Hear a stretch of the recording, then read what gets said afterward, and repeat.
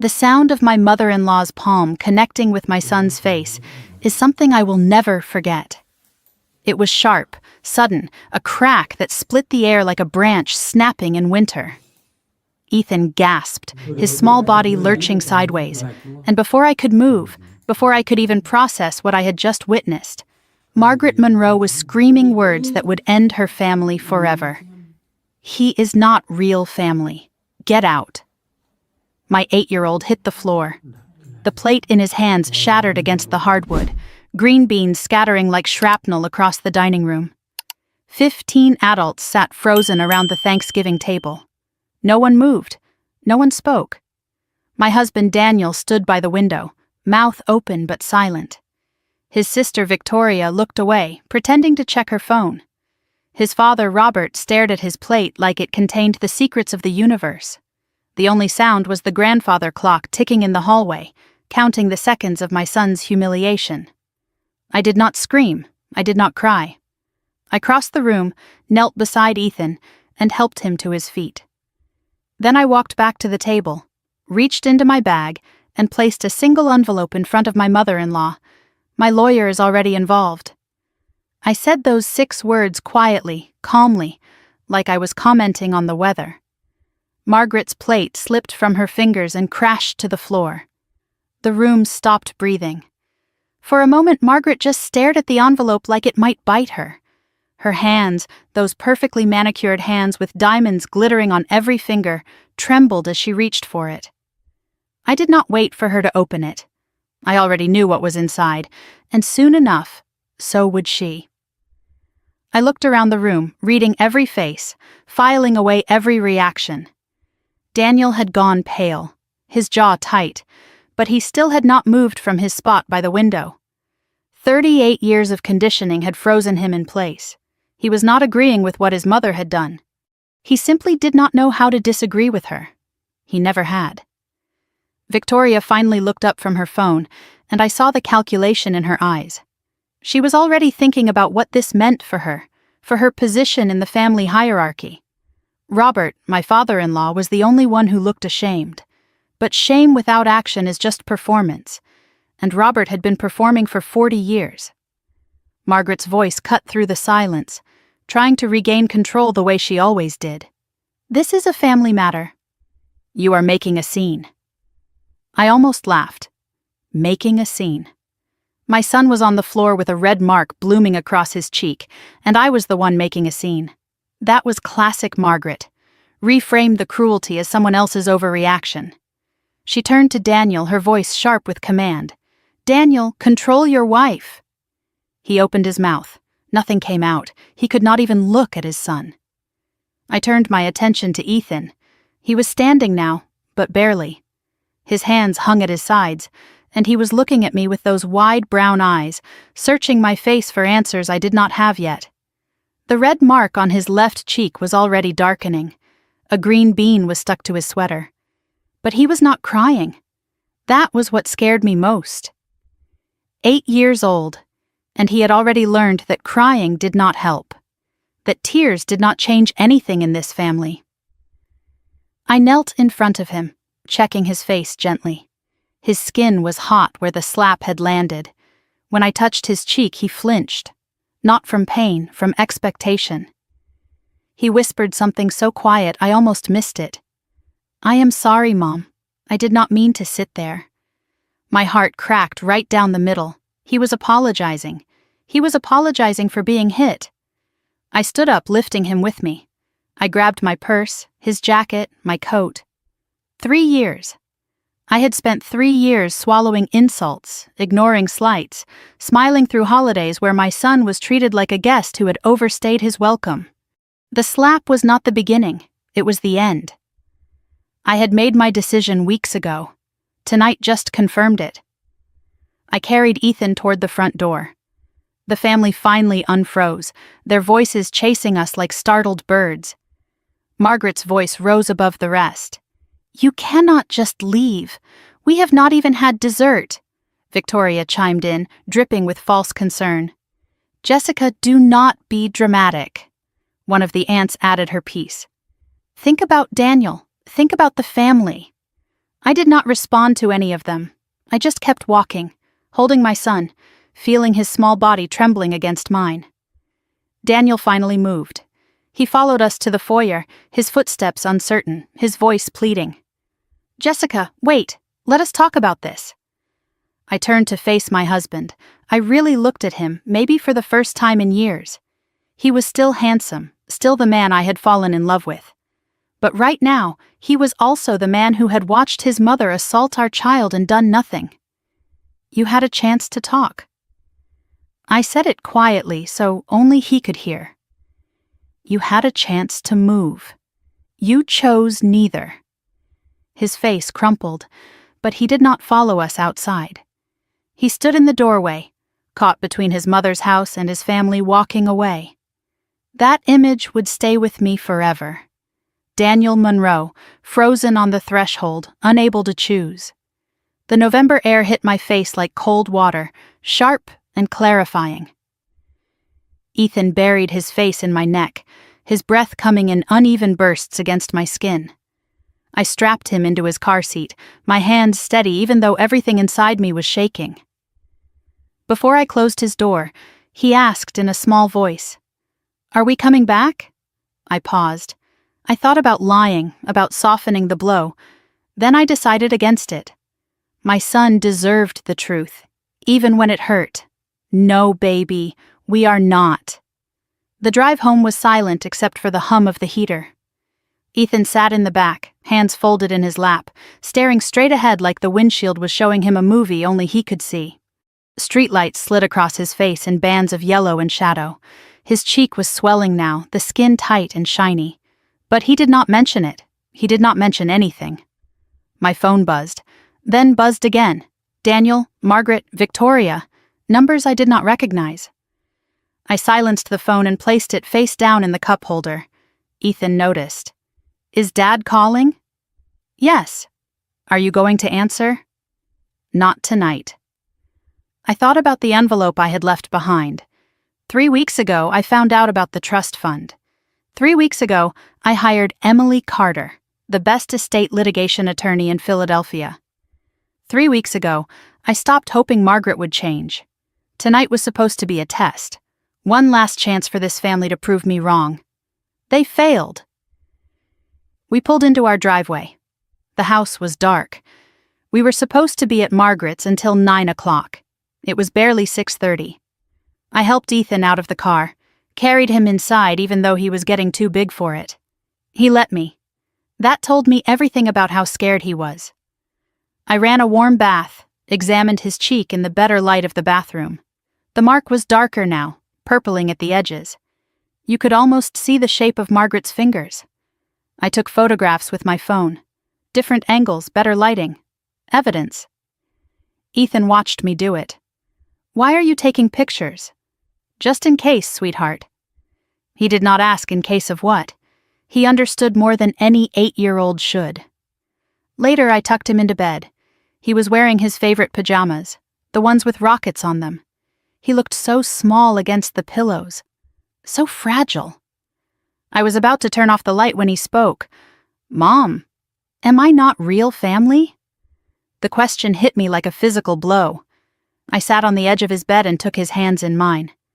"You are the realest thing in my life. You are my family, always." He searched my face, weighing the promise the way children do when they have been let down before. Then he nodded once, slow and deliberate, like he was filing my answer away for later.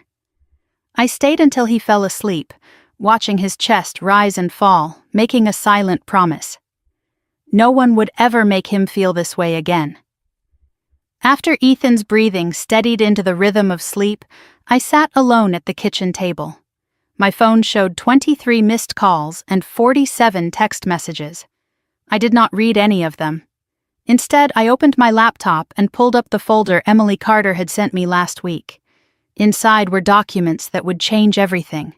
The original trust, signed by Harold Monroe, Daniel's grandfather, 6 months before his death. The list of beneficiaries: Emma Monroe, Tyler Monroe, and Ethan James Wilson Monroe. My son's name, right there in black and white. Harold had included him. Harold had wanted him protected. Then I opened the second document, the amended trust, dated 3 months after Harold's death. Ethan's name? Gone. Scratched off like he had never existed. And at the bottom, the signature of the woman who had erased him. Margaret Monroe, trustee. I scrolled through the bank statements Emily had obtained. $153,000. That was Ethan's share of the trust, gone, redirected, spent on kitchen renovations and a new Lexus and expenses that had nothing to do with any grandchild's education. Margaret had not just slapped my son tonight. She had been robbing him for over a year. I stared at the numbers on the screen. Tomorrow the real fight would begin. But tonight, I let myself feel one thing clearly. They thought I would stay silent forever. They thought I would keep swallowing the insults, keep smiling through the cruelty, keep teaching my son that belonging was something he had to earn from people who would never give it. They were wrong. Margaret Monroe had no idea what she had awakened when she raised her hand against my child, but she was about to find out. I sat outside Ethan's bedroom door for almost an hour after he fell asleep. I told myself I was just checking on him, making sure his breathing stayed steady, watching for signs of nightmares. But the truth was simpler. I could not make myself move. The house felt too quiet, too empty without Daniel in it. Every creak of the floorboards sounded like an accusation. Eventually, I forced myself to stand and walk to the kitchen. The coffee I made went cold in my hands while I stared at my phone. The 47 text messages from earlier had multiplied to 89. I scrolled through them, my stomach turning with each one. Margaret's message sat at the top, all capital letters. "This is ridiculous. Come back and apologize." Victoria had added her piece. "You are tearing this family apart." And Daniel, my husband, the man who had watched his mother slap our son and done nothing, had sent a series of increasingly desperate texts. "Please pick up. We need to talk. Mom is upset. Mom is upset." I read those 3 words over and over, feeling something cold settle in my chest. Not once did anyone ask if Ethan was okay. Not once did anyone acknowledge the slap, the fall, the small body hitting the hardwood floor. Margaret was upset. That was what mattered to this family. My phone rang. Daniel again. I answered this time, my voice flat. His words came rushing out before I could speak. "Jess, please, just come back. We can work this out." I stared at the dark window, my reflection ghostly in the glass.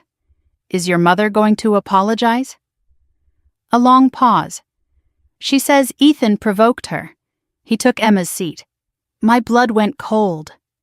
"He is 8 years old, Daniel." He sat in a chair. I know, but if we could just talk about this, maybe smooth things over." I hung up without saying goodbye.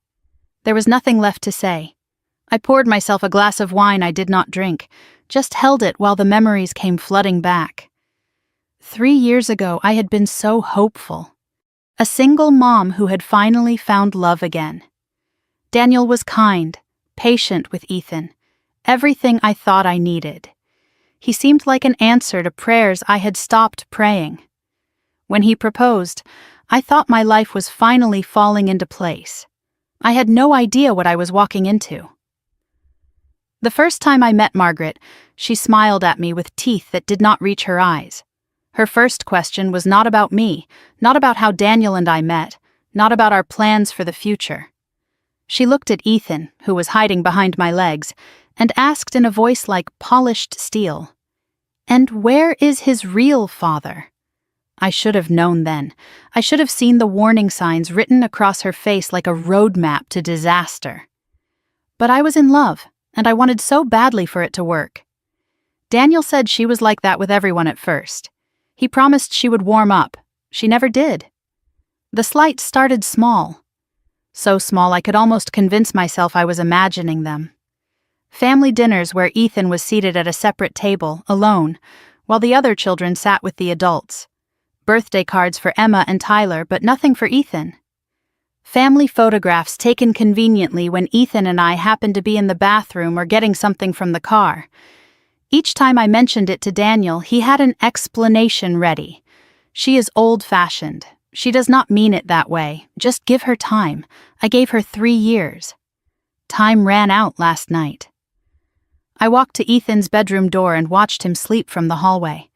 In the dim light from the nightlight, I could see the curve of his cheek, the gentle rise and fall of his small chest. I noticed things I had tried not to see before. How small he made himself in groups, pulling his shoulders in like he was trying to take up less space. How he always waited to be invited before joining anything, never assuming he was welcome. How he never asked for seconds at Margaret's table, even when I knew he was still hungry. How he had learned to read a room before entering it, scanning for threats the way a soldier scans for enemy fire. 8 years old, and already an expert at disappearing. Last Christmas played through my mind like a movie I could not stop watching. We were at Margaret's house for the gift exchange. The tree was enormous, professionally decorated, dripping with gold and crystal. Emma unwrapped her gift first. A brand new iPad, the latest model, wrapped in shiny paper with a bow as big as her head. Tyler went next. A gaming console, the one every kid had been begging for all year. Then it was Ethan's turn. He opened his gift carefully, the way he did everything in that house. Careful not to make a mess. Careful not to draw too much attention. Inside was a $20 gift card to a store he had never been to, for products he had no use for. He smiled and said thank you because I had taught him manners. But in the car going home, his voice so small I could barely hear it over the engine, he asked, "Mom, did I do something wrong?" I lied to him. I told him no, that Margaret just did not know him as well yet, that things would get better. I hated myself for that lie. And I hated myself even more for believing it might somehow become true. 2 months ago, I noticed the photo wall at Margaret's house for the first time. Really noticed it. 47 framed photographs lined the hallway, a shrine to the Monroe family legacy. Emma's first steps, Tyler's baseball games, Daniel's college graduation, Christmases and birthdays and summer vacations, all documented in matching silver frames. I counted every single one. 47 photographs. Ethan appeared in none of them. 3 years of holidays, 3 years of gatherings, and not a single picture of my son on that wall.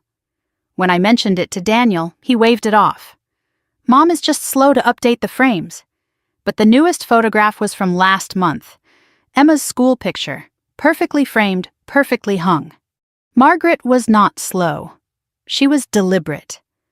I must have dozed off at the kitchen table because when I opened my eyes, gray dawn light was seeping through the windows. My neck ached and my coffee was cold. I had never made it to bed. I checked on Ethan first. He was already awake, sitting up in bed, staring at the wall like he could see something written there that no one else could read. The bruise on his cheek had turned purple overnight, ugly and dark against his pale skin. He did not look at me when I came in. I made pancakes, his favorite, and set them in front of him at the kitchen table. He ate 3 bites and pushed the rest around his plate, making shapes in the syrup. Finally, he asked the question I had been dreading. "Is Dad coming home?" My chest tightened. "I do not know, baby." Ethan nodded, like he had expected that answer. His voice was matter-of-fact, the way children sound when they have already accepted something adults are still fighting against. "It is okay. I know he has to take care of his mom, 8 years old, already making excuses for the adults who kept failing him." After breakfast, I asked to see his cheek in better light. He tilted his face up obediently, too used to being examined, inspected, assessed. The bruise was the size of Margaret's palm. You could almost see the individual finger marks pressed into his skin like a signature. I took more photographs, different angles, better lighting. Ethan watched me with those old eyes of his. "Why are you taking pictures? Just in case, sweetheart." He did not ask in case of what. He just nodded and touched his own cheek, gently, like he was checking to make sure it was still there. Then he asked me something that nearly broke me in half. "Mom, can I ask you something?" "Always, baby." When Grandma said I am not real family? What does that mean? I knelt in front of him, took his hands in mine. It means she is wrong, Ethan. It means she does not understand what family really is. He considered this, his forehead wrinkling with thought. But Dad is her real son, and Emma is her real granddaughter, and I am just... He could not finish the sentence. He did not have the words for what he was. I pulled him into a hug so tight I was afraid I might hurt him. You are my real son. You are Daniel's real stepson. You are real, Ethan. More real than anyone in that room last night. His tears came then, finally, soaking through my shirt. The tears he had been holding back since the moment Margaret's hand connected with his face. Then why does it hurt so much? I did not have an answer, because the truth was, it hurt because he had started to believe them. Somewhere along the way, over 3 years of exclusion and slights and being treated like a guest in his own family, my son had started to believe he did not belong. Mid-morning, I heard a car in the driveway. Daniel's sedan pulled in, and I watched from the window as he sat there for a long moment before getting out.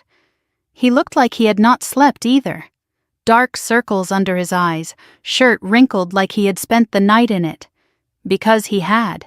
He had stayed at his mother's house while his son cried himself to sleep. He came inside, and I felt nothing. That scared me more than anything else. I should have felt relief or anger or something. Instead, there was just emptiness. His excuses started before he even reached the kitchen. Jess, I am sorry I did not come home last night. Mom was a mess, and I had to calm her down. I cut him off. Where is Ethan's apology? He blinked. What? Your mother hit our son.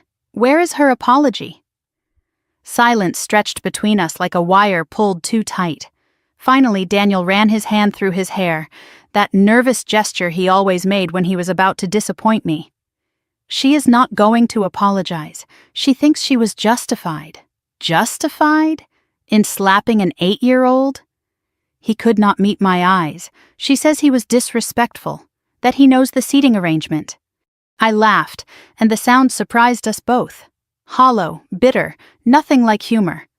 There is no seating arrangement, Daniel. There is just your mother deciding our son is not worthy of sitting at her table. He did not argue.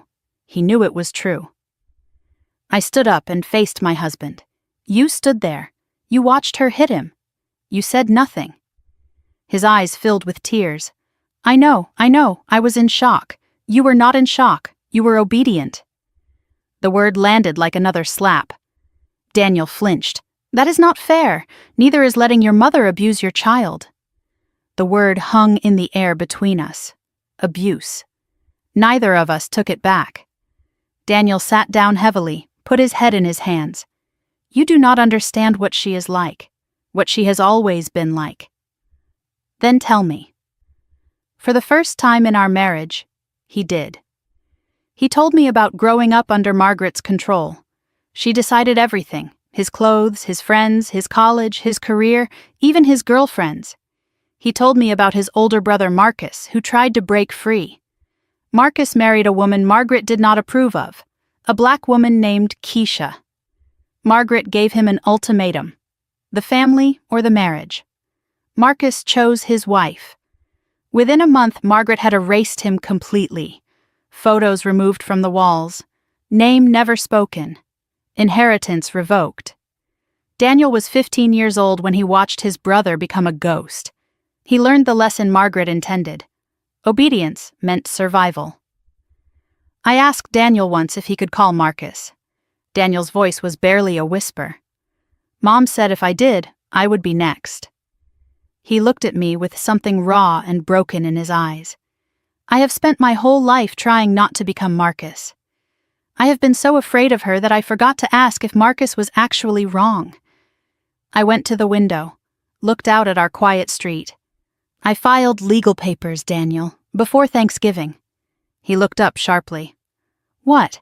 I found out about the trust fund, what she did to Ethan's inheritance. What she has been doing to all of you. He went pale. How did you find out? It does not matter. What matters is I am not stopping. I am going to court." Daniel stood up, crossed to where I was standing. "If you do this, she will destroy us. She will cut me off. Cut us off. Then you have a choice to make. Your mother or your family." I watched his face. The fear, the conditioning, the love for me and Ethan battling underneath. "I cannot answer that right now." I nodded slowly. "Then sleep in the guest room until you can." He opened his mouth, closed it again, and walked away. I heard the guest room door click shut. Then I noticed movement in the hallway. Ethan was standing there in his pajamas, watching. He had heard everything. Our eyes met, and he did not ask if Dad had chosen us. He already knew the answer. At least for tonight, Daniel had chosen fear. But tomorrow, I would choose war. I woke on the couch, still in yesterday's clothes, my neck stiff and my mouth dry. Gray morning light filtered through the curtains, and for a moment I did not remember why I was not in my bed.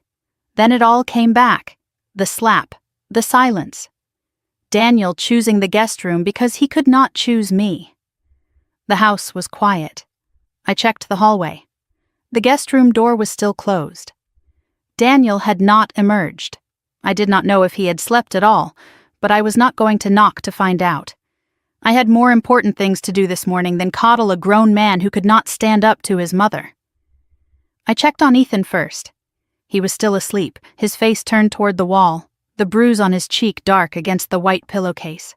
I watched his chest rise and fall for a long moment, reassuring myself that he was safe, that he was here, that no one could hurt him in this house. Then I walked to the kitchen and made coffee I desperately needed. My laptop was still open on the table from last night. I refreshed my email, and my heart jumped when I saw a new message from Emily Carter, time-stamped 6:47 in the morning. The subject line read, "Additional documents recovered. Please review immediately." Emily had been working through the night. I clicked the message open with trembling hands. Multiple PDF attachments waited for me. Bank statements, transfer records, amended trust documents, and one file that made my breath catch. original_trust_Harold_Monroe_2019.pdf. I downloaded everything. But before I read any of it, I let myself remember the man who had created this trust in the first place. The only Monroe who had ever truly loved my son. 18 months ago, before Harold got sick, there was a family barbecue at Margaret's house. The usual tension hung in the air like smoke from the grill. The adults clustered in groups, talking about money and real estate and other people's failures.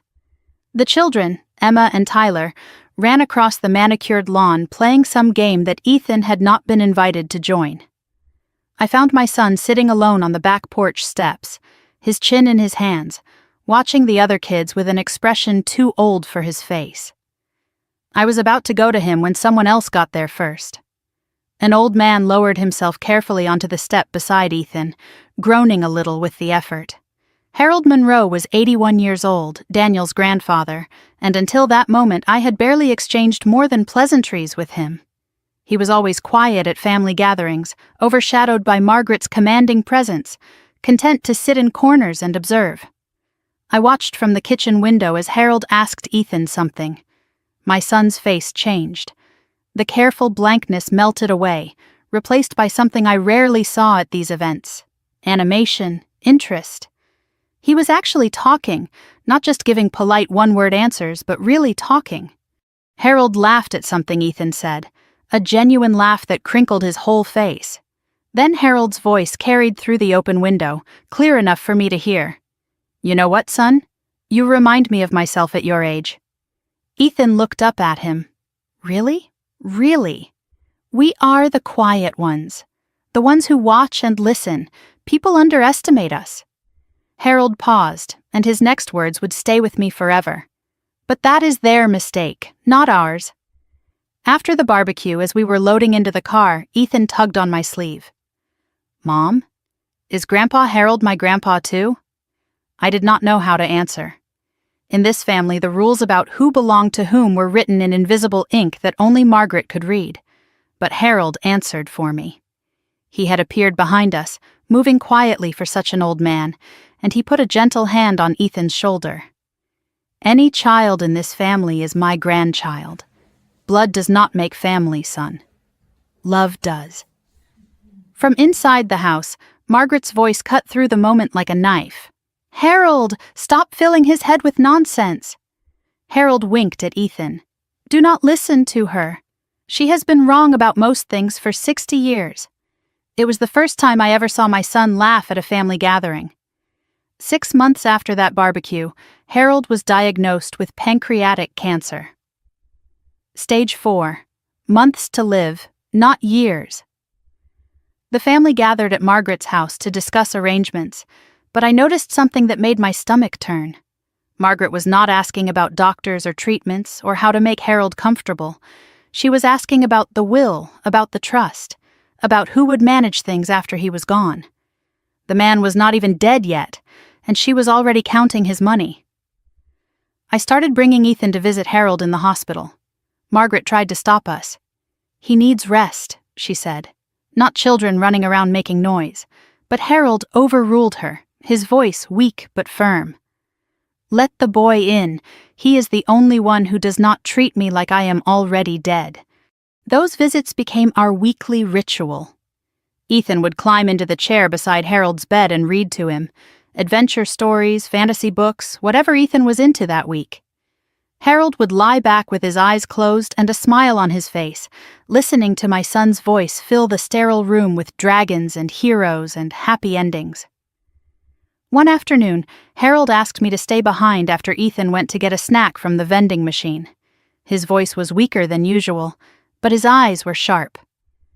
"I need you to do something for me. Anything," I said. And I meant it. Protect that boy. His words hit me like a weight. "After I am gone, Margaret will try to erase him, the way she erases anyone who does not fit her picture of what this family should be. I will not let her," I promised. Harold squeezed my hand, his grip surprisingly strong. "I know. That is why I made sure he is protected. Legally." I did not understand what he meant then. I do now. Harold passed 14 months ago, peacefully, in his sleep, at home. I learned about it through a text message from Daniel. "Grandpa is gone." 3 words, no phone call, no warning. Ethan cried for 3 days straight. He had lost the only person in the Monroe family who had ever made him feel like he belonged. Margaret did not call to offer comfort. She was too busy planning the funeral. A funeral where Ethan was seated in the back row, so far from the family section that he might as well have been a stranger off the street. 1 week after the funeral, the family gathered at a lawyer's office for the reading of the will. I was not invited. I heard about it secondhand from Daniel when he came home that evening. Grandpa left a trust fund for the grandkids' education, he told me. Mom is managing it until they turn 18. My heart lifted for a moment. Is Ethan included? Daniel hesitated, and that hesitation told me everything I needed to know. I think so. Mom said she would handle the details. That was the last time anyone mentioned the trust fund to me. For 14 months, I assumed everything was being handled properly. I trusted Daniel's family. That was my mistake. 3 weeks before Thanksgiving, I was cleaning out a closet when I found a box of Daniel's old papers. Receipts, tax documents, the kind of things people shove in boxes and forget about. At the bottom was an envelope I had never seen before. It was from a law firm addressed to all trust beneficiaries, dated 1 month after Harold's death. The envelope had never been opened. My hands shook as I tore it open. Inside was a letter summarizing the Harold Monroe Educational Trust. The initial funding was listed at $460,000. And there, printed clearly in black ink, was the list of beneficiaries. Emma Monroe, Tyler Monroe, Ethan Monroe. My son's name was right there. Harold had included him. Officially, legally, deliberately. The letter also noted that Margaret Monroe had been appointed temporary trustee and that annual statements would be sent to all beneficiaries' guardians. I had never received a statement. Not one in 14 months. Not a single piece of paper acknowledging that my son had any stake in this trust at all. I searched for estate lawyers that afternoon. Emily Carter's name came up first. Specialist in trust litigation. 15 years of experience. I called her office and explained the situation as calmly as I could. I think my mother-in-law stole my son's inheritance. That is a serious accusation, Emily said. What evidence do you have? A letter that says my son is a beneficiary, and 14 months of silence. Send me everything you have, she said. I will start digging. I sent her the letter that same day. What she found was worse than anything I had imagined. Now, sitting at my kitchen table the morning after Thanksgiving, I opened Emily's new attachments. The first document was the original trust, Harold's signature at the bottom, Ethan's name clearly listed among the beneficiaries. Equal shares, 1/3 each. At the time of Harold's death, the trust was worth $460,000. Ethan's share came to approximately $153,000. The second document made my blood run cold. It was an amended trust, dated 3 months after Harold's death. Ethan's name had been removed from the beneficiary list. His share had been redistributed to Emma and Tyler. The reason given was a single line that felt like a slap to the face. Beneficiary not of direct bloodline. Harold's original trust had no bloodline requirement. Margaret had added that language herself, and at the bottom of the amendment, 2 signatures, Margaret Monroe as trustee, and Victoria Monroe as witness. Victoria knew. She had known all along. The third attachment was a series of bank statements for the trust account. I scrolled through 14 months of transactions, my fury building with every line. $42,000 withdrawn for Emma's private school tuition, but the actual tuition was only $19,000. The extra $23,000 had gone to Margaret's personal checking account.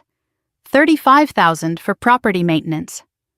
I pulled up a contractor's invoice Emily had found. Margaret's kitchen renovation, paid directly from the trust. $28,000 for a vehicle purchase. A Lexus SUV, registered in Margaret's name. $18,000 for an emergency family fund with no documentation whatsoever.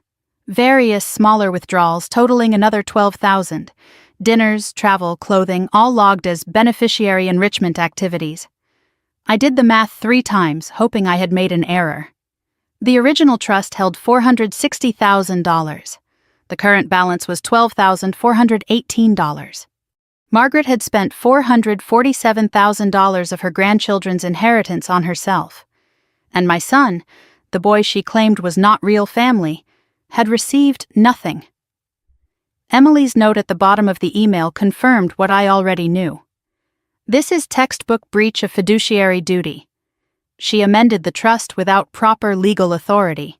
She made withdrawals for personal use. She deliberately excluded a named beneficiary. This is not just unethical, Jessica.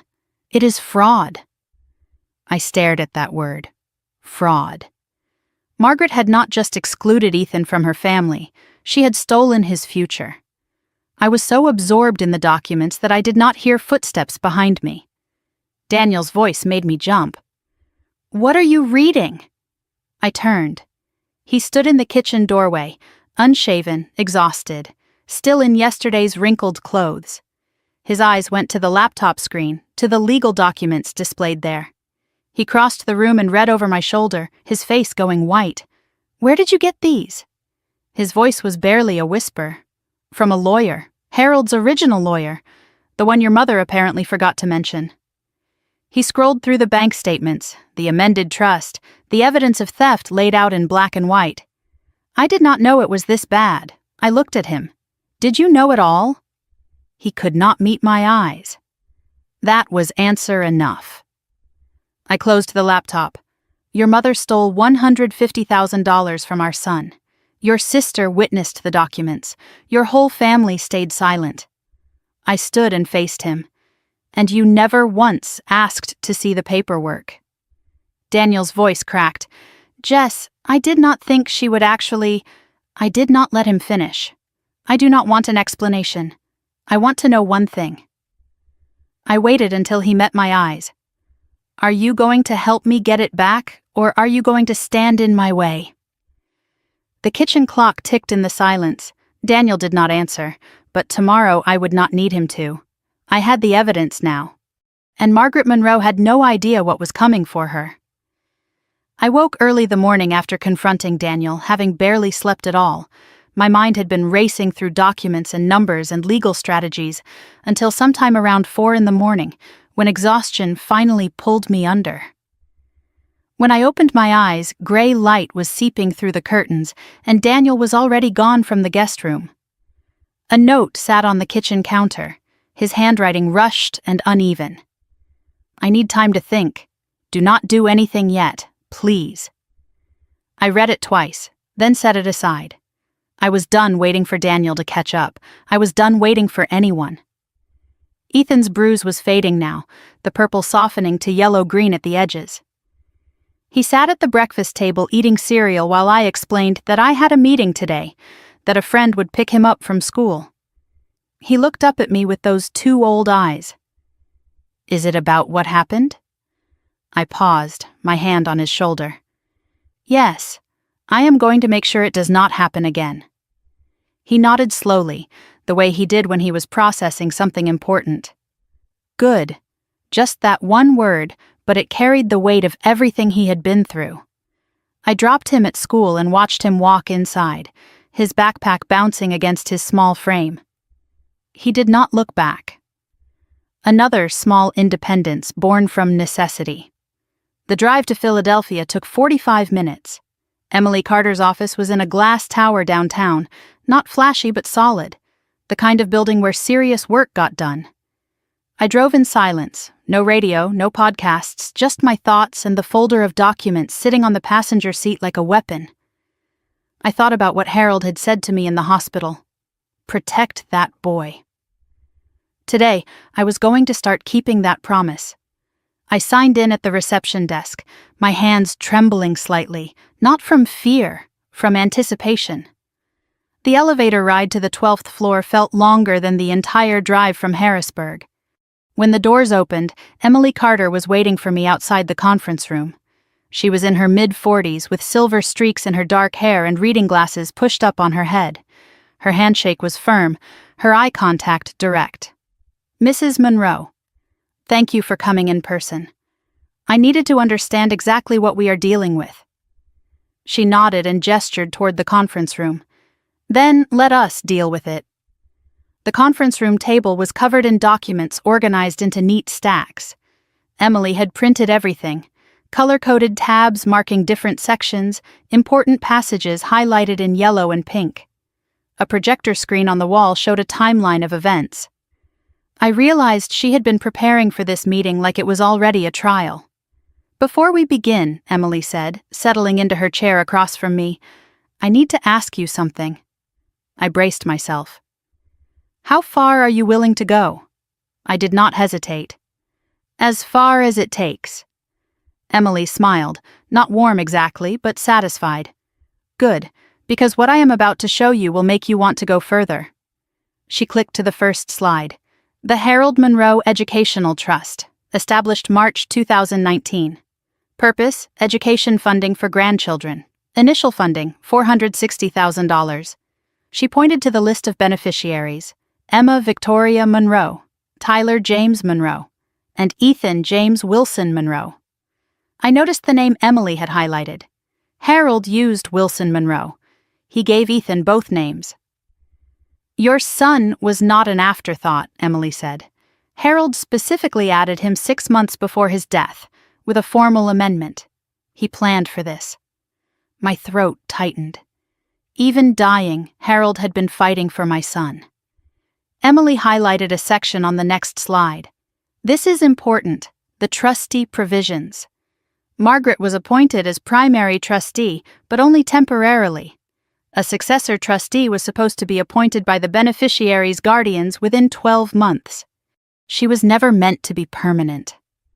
I stared at the screen. "But she has been managing it for 14 months. Emily nodded. "Because she never notified anyone that a successor needed to be appointed. She never sent the required annual statements. She never disclosed the trust's existence to you at all. Is that illegal? It is a breach of her fiduciary duty. And it is just the beginning. The next slide showed the amended trust document, dated July 2023, 3 months after Harold's death. Emily walked me through the changes. Ethan's name removed from the beneficiary list. His 1/3 share redistributed to Emma and Tyler. Reason given: beneficiary not of direct bloodline.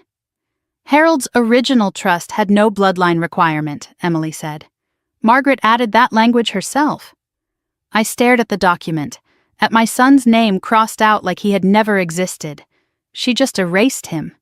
And your sister-in-law witnessed it. Emily pointed to the signature at the bottom of the page. Victoria Monroe, her handwriting neat and careful. Something cold settled in my chest. Victoria had known. She had participated. She had signed her name to my son's erasure and never said a word. Emily pulled up a spreadsheet. 14 months of bank activity highlighted and annotated. Let me walk you through where the money went. I leaned forward, forced myself to look. May 2023. $22,000 withdrawn for administrative fees. No receipts, no documentation. July 2023. $42,000 for Emma's private school tuition. Emily's voice was clinical, precise. The actual tuition is $19,000. The extra $23,000 went directly to Margaret's personal account. September 2023, $35,000 for property maintenance. She remodeled her kitchen. I have the contractor's invoice. It was paid from the trust. November 2023, $28,000 for a vehicle purchase. A down payment on a Lexus SUV registered in Margaret's name. January 2024, $18,000 for an emergency family fund. No documentation whatsoever. It simply vanished. Throughout 2024, various smaller withdrawals totaling $12,000. Dinners, travel, clothing, all logged as beneficiary enrichment activities. Emily showed me the final number, and I felt like I had been punched in the stomach. Original trust, $460,000. Current balance, $12,418. Missing, $447,582. Ethan's original share, $153,333. She did not just steal from your son, Emily said. She stole from all 3 grandchildren. But your son got nothing while she was spending everything. My voice came out steadier than I expected. What can we do? Emily outlined the path forward, ticking off options on her fingers. First, we file a petition for court review of trust administration. Second, we request immediate removal of Margaret as trustee. Third, we demand a full accounting of all expenditures. Fourth, we seek restitution plus interest plus legal fees. Fifth, we potentially refer the case to the district attorney for criminal fraud charges. I looked up sharply. Criminal? Emily's expression was serious. This is serious enough for criminal prosecution, but that is your choice. I need your guidance on how aggressive you want to be. What would you recommend? Start civil. The evidence is overwhelming. She will have to respond under oath. And people who lie to judges tend to dig their own graves. I asked about the envelope I had left at Thanksgiving, the one that had made Margaret drop her plate. Emily almost smiled. A shot across the bow. She explained what was inside. A formal notice that I was aware of the trust's existence. A request for immediate production of all trust documents.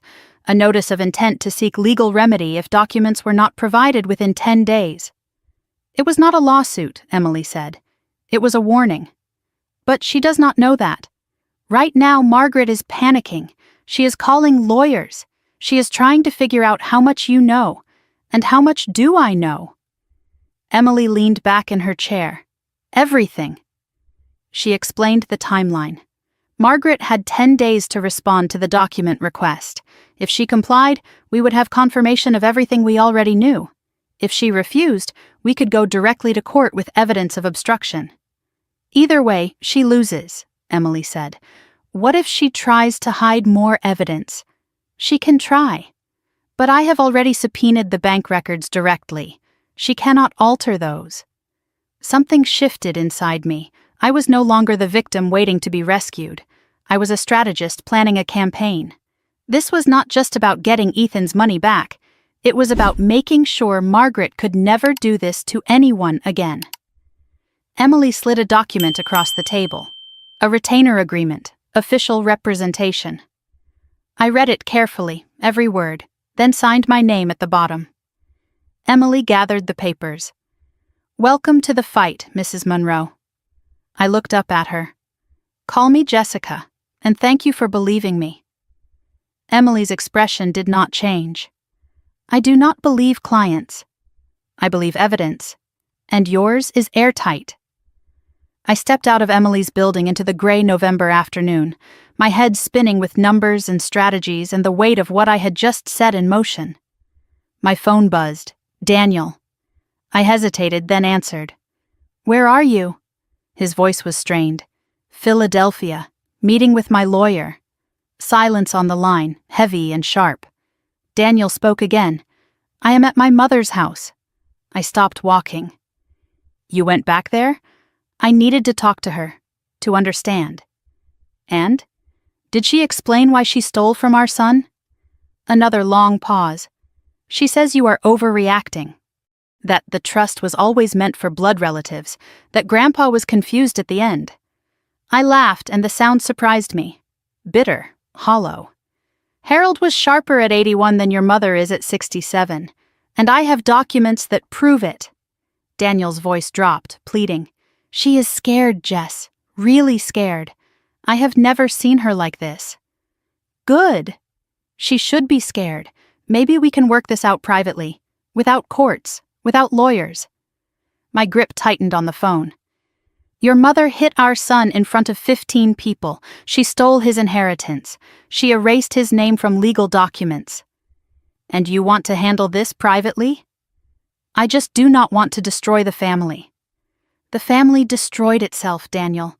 I am just documenting the evidence." I took a breath, steadied my voice. "Come home when you are ready.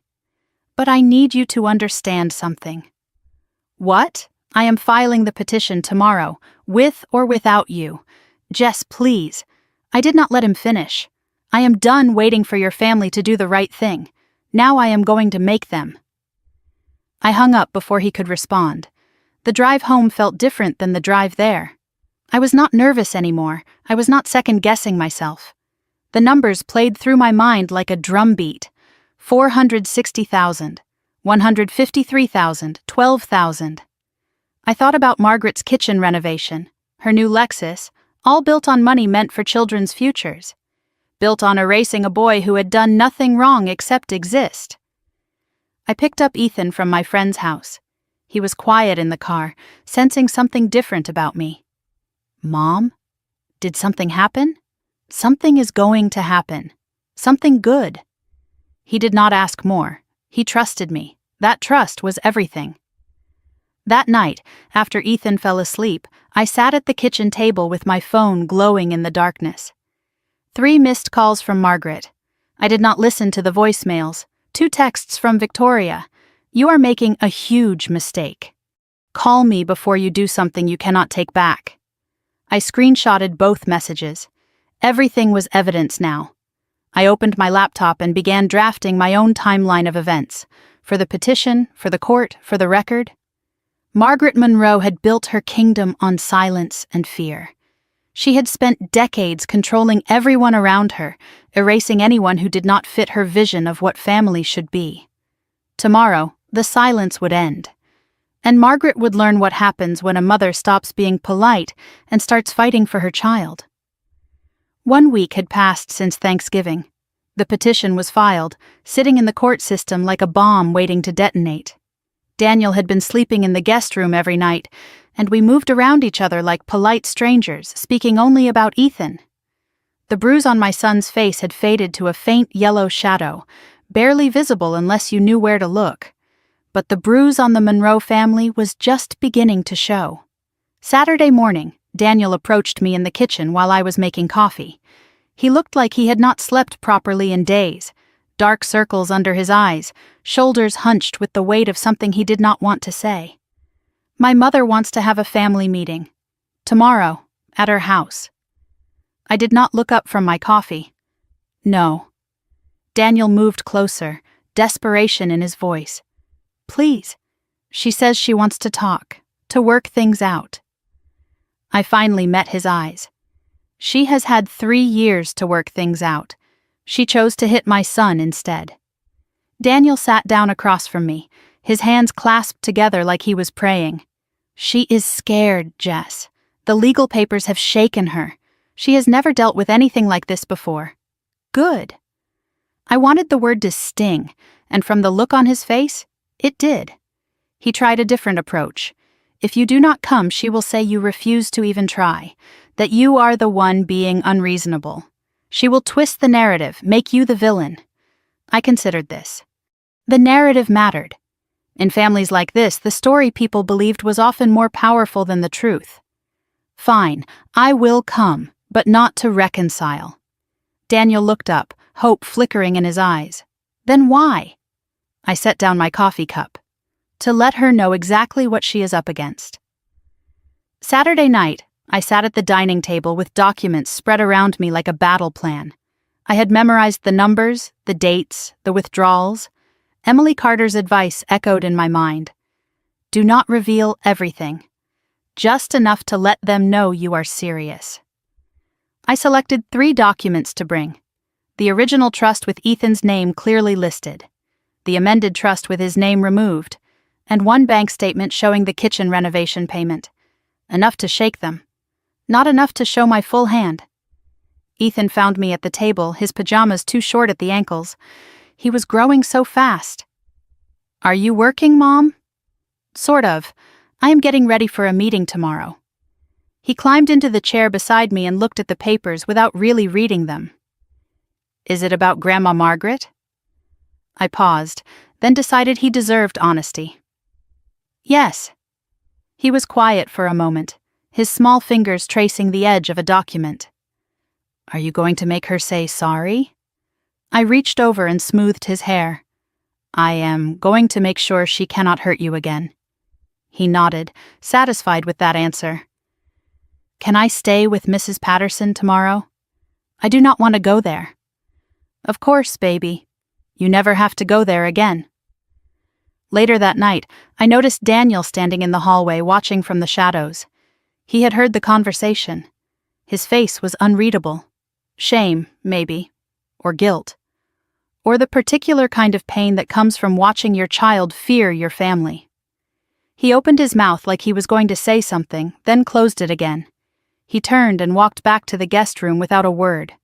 I wondered if he would ever find his voice, or if Margaret had silenced him so long ago that he had forgotten he had one. Sunday afternoon arrived gray and cold, the sky threatening rain. Daniel drove while I sat in the passenger seat, the folder of documents in my lap like a loaded weapon. Neither of us spoke for the first 20 minutes. Finally, Daniel broke the silence. Promise me you will at least listen to what she has to say. I will listen. I just will not agree. He gripped the steering wheel tighter. She is still my mother, and Ethan is still my son.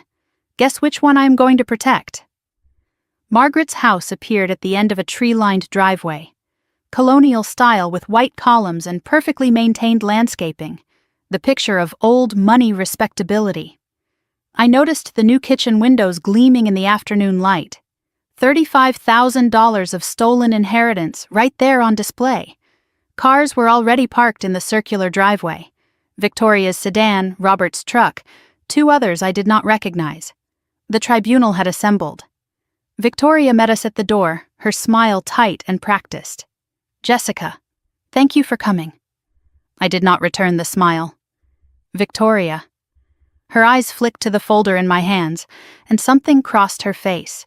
Fear, maybe, or curiosity. Mother is in the living room. Everyone is waiting. I walked past her without another word. I could feel her gaze on my back like a target. The living room had been arranged like a courtroom. Margaret sat in the high-backed chair by the fireplace, the throne position, commanding the room from the best seat. Robert sat beside her, somehow smaller than I remembered, diminished. Victoria took her place on the love seat. 2 aunts and an uncle occupied the couch, the witnesses, the jury. Daniel hovered near the doorway, belonging to neither side, and facing them all was a single empty chair, clearly meant for me. I did not sit. Margaret rose from her throne, hands clasped in front of her like she was about to deliver a sermon. Her voice was honeyed, controlled, the voice of a woman used to getting her way. Jessica, thank you for agreeing to talk like civilized people. I know Thanksgiving was difficult. Emotions ran high. Things were said that perhaps should not have been said. I noticed what she did not say. She did not say she slapped my son. She did not say Ethan hit the floor. She said things were said, already rewriting history.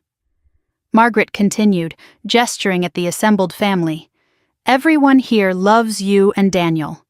We want what is best for this family.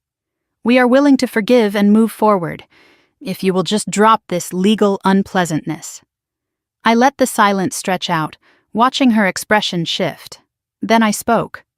Forgive what, exactly? Margaret blinked. I am sorry? You said you are willing to forgive.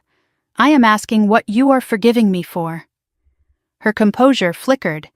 Well, for making this so difficult, for bringing lawyers into a family matter. So you are forgiving me for responding to assault and theft with legal action. The word theft landed like a grenade in the middle of the room. I watched the relatives on the couch exchange glances. Margaret's face tightened. That is a very strong word. It is the accurate word. Victoria stood up, playing peacemaker. Jessica, I understand you are upset, but surely we can handle this within the family. I turned to her and she flinched. Can we? The way you handled witnessing the trust amendment? Victoria's face drained of color. I do not know what you are talking about. I opened my folder and pulled out the amended trust document. Your signature. Right there, witnessing the removal of my son's name. Victoria's mouth opened, then closed. She looked at Margaret, then back at me, then said nothing at all. The silence in the room was deafening. I stepped forward, still holding the folder. Let me tell you what I know. Then you can decide if this is something we can work out. I pulled out papers one by one as I spoke. Harold Monroe created a trust fund for his grandchildren in March 2019. Margaret's jaw tightened, but she said nothing. The original beneficiaries were Emma, Tyler, and Ethan. Equal shares. I looked at Victoria. 3 months after Harold died, you amended the trust. You removed Ethan's name. You cited bloodline, a requirement that Harold never included. Your sister-in-law witnessed it. Then I turned back to Margaret. And then you started spending. I read from the bank statement, my voice steady. $42,000 for Emma's tuition, though the actual cost was $19,000. $35,000 for property maintenance, which paid for your kitchen renovation. $28,000 for a vehicle purchase, your Lexus. $18,000 for an emergency fund, which has no documentation whatsoever. I paused, letting the numbers sink in.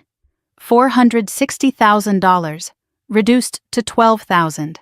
97% of the trust, gone. The aunts exchanged horrified glances. They had not known. Robert looked up for the first time, something like horror on his face. Victoria was frozen like a statue. Daniel had gone pale by the doorway. Only Margaret remained composed, but her hands were shaking. Those are family funds, used for family purposes. I looked her dead in the eye. Ethan is family. Was his purpose served? Margaret's mask slipped. He was never meant to. She stopped herself, but it was too late. The sentence hung in the air, incomplete and damning. I stepped closer. Finish that sentence. He was never meant to what? Margaret's composure cracked completely. He is not Harold's blood. He is not a Monroe. Harold disagreed. That is why he put Ethan's name in the trust. He was sentimental. He did not understand the importance of maintaining proper boundaries. He understood perfectly. He understood that you would try to erase anyone who did not fit your definition of family. I tucked the papers back into my folder. He just did not live long enough to stop you, but I will. Margaret's voice changed, dropping to something almost intimate. Jessica, let us be practical. Legal battles are expensive, exhausting. They drag on for years. She moved closer, reaching out as if to touch my arm. I stepped back. What do you actually want? Money? I can write you a check today. For Ethan's education? A reasonable amount. I almost laughed. A reasonable amount? 20,000? 30? Enough for a good start. His share was 153,000. Margaret's eye twitched. That is not realistic. It was realistic when Harold was alive. It became unrealistic when you spent it on yourself. Margaret's voice hardened. I managed that trust for the good of this family. You stole from children, including your own grandchildren. Emma and Tyler's shares are nearly gone too. Victoria gasped. She had not known the full extent. She turned to Margaret. Mom, you said the trust was fine. You said there was plenty for Emma's college. Margaret shot her a look. Be quiet. Victoria's voice rose. With what? You just said there is only 12,000 left. For the first time in the conversation, Robert cleared his throat. Everyone turned to look at him. His voice was quiet, rusty from years of disuse. Margaret, is this true? All of it? Margaret turned on him. Robert, this is not the time. Is it true? She did not answer. Robert closed his eyes, and something in him seemed to break. I turned toward the door. Margaret called after me. Where do you think you are going? We are not finished. I paused and looked back at her. Yes, we are. I came to listen. I listened. Now I am going to let the court decide. You will destroy this family. You destroyed it years ago. You just did not realize anyone would notice. I walked toward the door, then stopped beside Daniel. Come home when you are ready to be a father. Then, louder to the room, I will see you all in court. I walked out the front door into cold November air. Behind me, voices rose, Victoria demanding answers, Margaret deflecting. Robert's silence louder than all of them. I did not have my car. Daniel had driven. I pulled out my phone and called a rideshare. I would wait in the cold. It was better than one more minute in that house. As I stood by the curb, my phone buzzed. A text from an unknown number. I opened it and my heart stopped. Jessica, this is Robert. I need to talk to you, alone. There is something about Harold's trust you do not know. I stared at the message, reading it twice to make sure I understood. Behind me, Margaret's voice rose to a shriek inside the house. But for the first time, I was not listening to Margaret. I was wondering what the silent man finally had to say. I stood at the curb outside Margaret's house, cold November wind cutting through my coat. Inside, I could hear muffled shouting, the family imploding without me there to witness it. My rideshare was 7 minutes away according to the app. I read Robert's text again. There is something about Harold's trust you do not know. What could I possibly not know? I had seen the documents, the numbers, the signatures. I had watched Margaret's face when I laid out the evidence. What else was there? The front door opened and Daniel stepped out. He looked wrecked, 10 years older than his 38 years. He walked toward me slowly, hands shoved in his pockets, shoulders hunched against the cold. I will drive you home. I called a ride. Cancel it, please. I studied his face. Something had shifted in him, something I had not seen before. I canceled the rideshare. We drove in complete silence for the first 10 minutes. I watched the trees blur past the window, bare branches reaching toward the gray sky like skeletal fingers.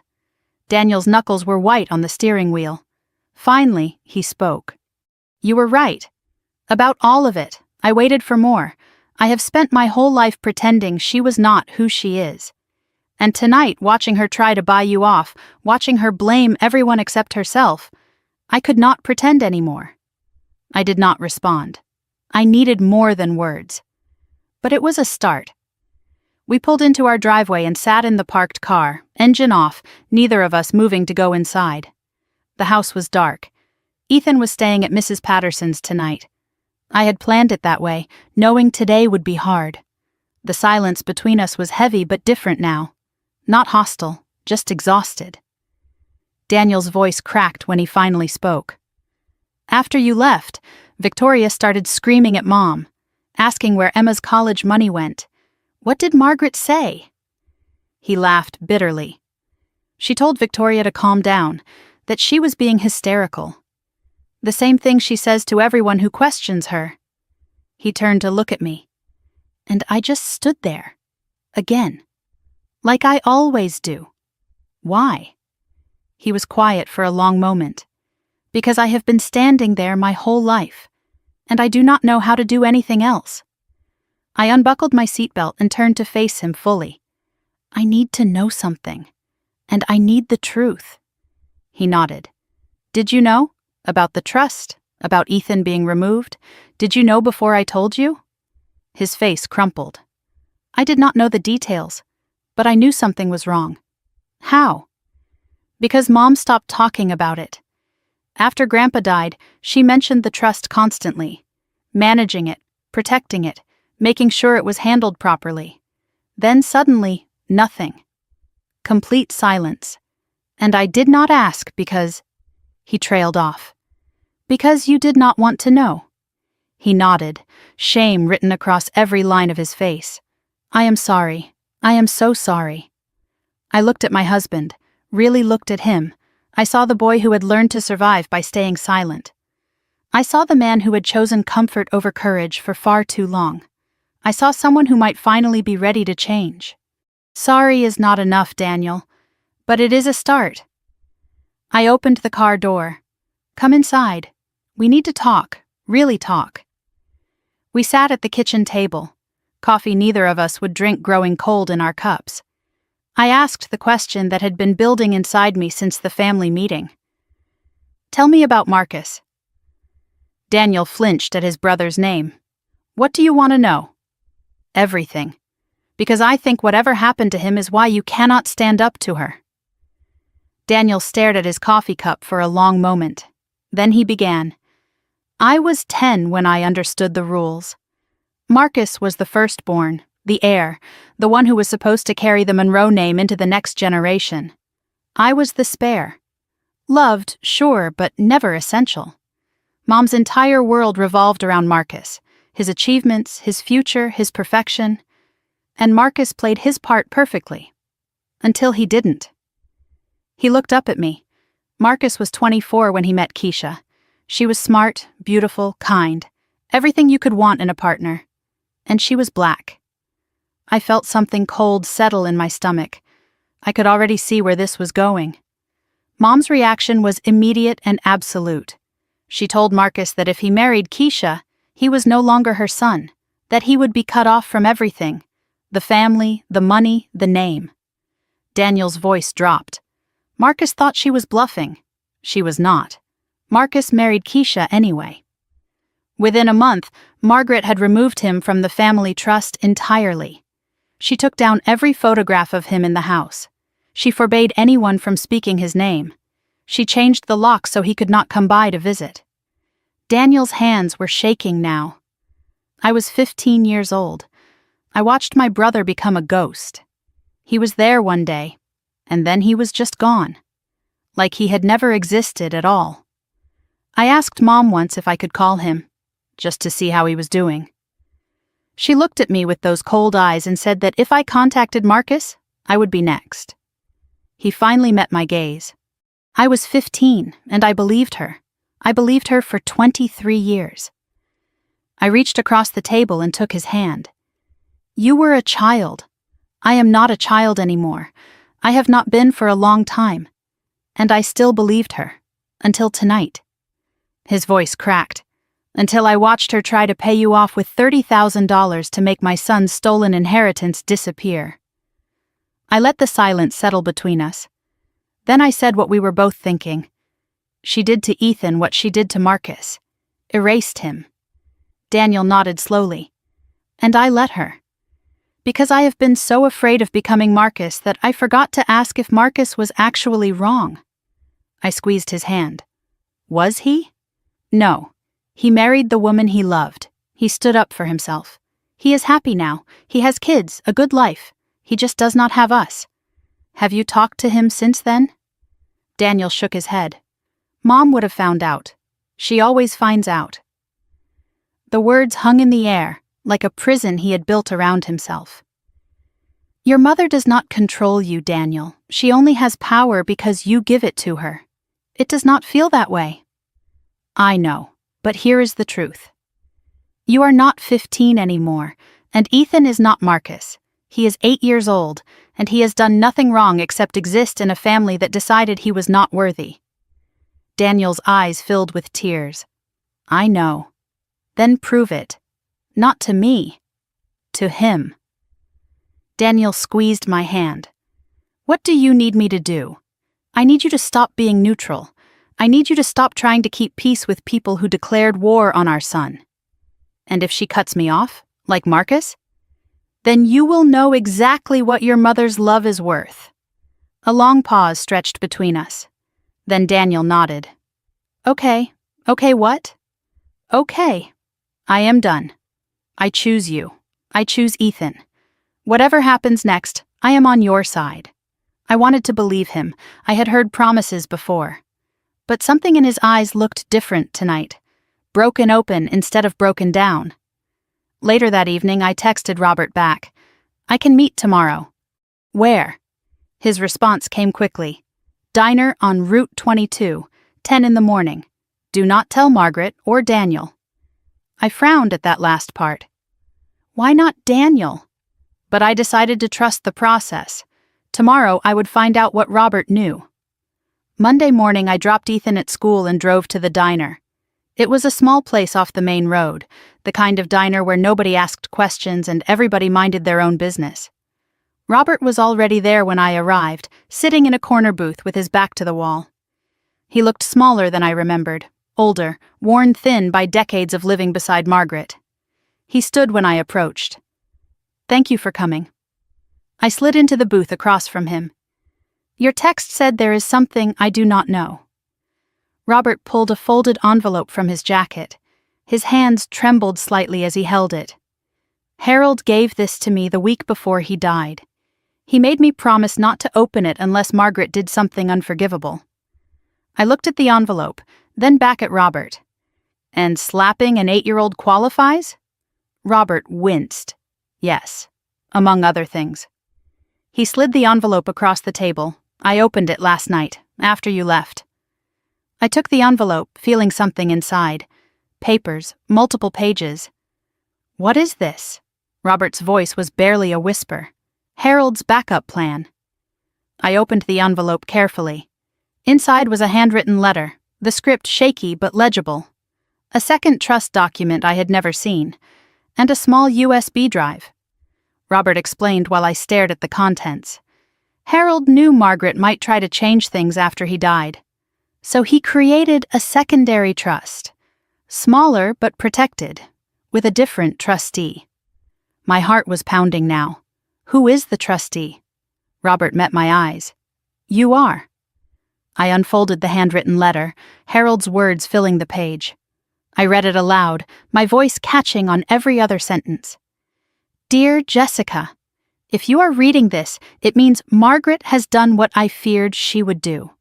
I am sorry I could not stop her myself. I created this trust separately because I knew my wife. I loved her once, but I learned long ago that her love comes with conditions most people cannot meet. Ethan should not have to meet them. The secondary trust contains $50,000 for Ethan's education. It cannot be touched by Margaret or anyone else in the Monroe family. Only you can access it. I also included recordings, conversations I had with Margaret over the years. She did not know I was recording. I am not proud of that. But I am proud of doing whatever it takes to protect a child who deserves better than my family has given him. Tell Ethan that his grandfather loved him. Blood did not matter to me. Love did. And tell my grandson Daniel that it is not too late to become the man I always hoped he would be. With love and regret, Harold Monroe. I set the letter down. My hands were trembling. Robert was watching me, I should have given this to you sooner. I was afraid of her too. I looked at him. Why now? Because I watched her slap that boy. And I watched my son do nothing. And I realized I have been doing nothing my whole marriage. He paused. I am tired of being nothing. I tucked the envelope back into my bag. Will you testify? In court, if it comes to that? Robert hesitated. Then he nodded. Yes, it is the least I can do. And the recordings? On this USB? I have not listened to them. But Harold said they were damning. I held the small drive in my palm. Such a tiny thing, but it could change everything. Thank you, Robert, for finally choosing the right side. Robert's eyes were wet. I am not sure there is redemption for me, but maybe there is still time to do something right. I was driving home when my phone rang. Victoria. I hesitated, then answered. Jessica, I need to talk to you. I am listening, not on the phone. Can we meet? Tomorrow? I thought about Victoria, the woman who had signed those documents, who had enabled Margaret's theft for over a year. But Victoria also had not known the trust was nearly empty until I told her. Why should I trust you? A long pause. Because I just found out Mom took out a second mortgage on my house, to cover what she stole, and she forged my signature to do it. My stomach dropped. She forged your signature? Victoria's voice was raw, shaking. I am done protecting her. I want to help you take her down. I pulled into my driveway, my mind racing. Daniel had started to crack. Robert had already broken. And now Victoria wanted to flip. Margaret's fortress was crumbling from the inside. But I knew better than to celebrate early. Cornered animals are the most dangerous. And Margaret was not cornered yet. She was just starting to realize she might be. Tomorrow I would meet Victoria. Tomorrow I would listen to Harold's recordings. Tomorrow I would find out exactly how much ammunition I had. But tonight, I went home to my husband, who had finally chosen me, and my son, who was starting to believe he belonged. The war was not over. It was just beginning to turn. Tuesday morning arrived gray and cold, 12 days since Thanksgiving, 12 days since my world split open. I was preparing to meet Victoria, the woman who had signed away my son's inheritance, the woman who was now claiming she wanted to help. Daniel caught me at the kitchen door before I left. He knew about the meeting. No more secrets between us. He offered to come, but I said no, this needs to be just us. Woman to woman. Daniel nodded, but worry creased his forehead. Be careful. Victoria has spent her whole life surviving Mom. That makes her unpredictable. I picked up my keys. So have I. That makes us even. Before leaving, I checked on Ethan. The bruise was almost completely gone now, just a faint yellow smudge that would disappear within days. He was doing homework at the kitchen table, his pencil moving steadily across the page. He looked up when I approached. Are you going somewhere? A meeting. I will be back before dinner. He nodded and returned to his work. Then, without looking up, he asked the question that had been sitting between us for days. Is it getting better? The family stuff? I paused in the doorway. It is getting clearer. That is not the same thing. But it is a start. He seemed satisfied with that answer. I put Harold's USB drive in my bag. I had not listened to the recordings yet. Part of me had been waiting, sensing they should be shared. Maybe Victoria needed to hear them too. Maybe we both needed to understand exactly who Margaret really was. I texted Victoria the address. Coffee shop on Maple Street. 11 in the morning. Her response came immediately. I will be there. The coffee shop was small, tucked away on a quiet street. The kind of place where people came to have conversations they did not want overheard. I arrived first and chose a corner table with my back to the wall. Old habit from years of being ambushed by Margaret at family events. Always know your exits. Always see who is coming. Victoria arrived exactly on time. She looked different than I had ever seen her. No makeup, hair pulled back in a simple ponytail, dark circles under her eyes that spoke of sleepless nights. The polished sister-in-law I knew, the one who always had perfect hair and designer clothes and a practiced smile, had been replaced by someone raw and exhausted. She sat across from me without ordering anything. "Thank you for meeting me. I did not waste time on pleasantries. You said Margaret forged your signature. Start there." Victoria nodded, appreciating the directness. 6 months ago, Mom said she needed to refinance her house. She asked if she could use mine as collateral. "Temporarily," she said, "just until the paperwork went through." I said no. I felt something tighten in my chest, but she did it anyway. Victoria pulled papers from her bag. "I found out 2 days ago, after the family meeting. I went home and started checking my mortgage statements. Something I should have done months ago." She slid the documents across the table. "Second mortgage, $200,000. My signature. But I never signed anything." I examined the papers carefully. The signature did look like Victoria's. Close enough to fool a bank, close enough to pass a cursory inspection. How did she get away with this? Victoria laughed, but there was no humor in it. "Mom has been signing things for me since I was 18. School forms, car loans, credit card applications. She always said she was helping, making things easier. I thought I was lucky to have a mother who handled the complicated stuff." I looked up at her. She was building a trail, making it look normal so no one would question it when she needed to forge something bigger. Victoria's eyes filled with tears she quickly wiped away. I have been under her financial control my entire adult life. I just did not see it until now. She paused. "I thought I was the favorite, the good daughter. Turns out I was just the most useful." Victoria told me her story then, the parts I had never seen, the parts she had hidden even from herself. Now I realize I just loved her approval. When Emma was born, Margaret's control intensified. Mom started a college fund for Emma, managed it herself, said she was protecting Emma's future. I interrupted. "Let me guess, that fund is empty too." Victoria nodded. 12,000 left, out of 80,000. The same pattern, different victim.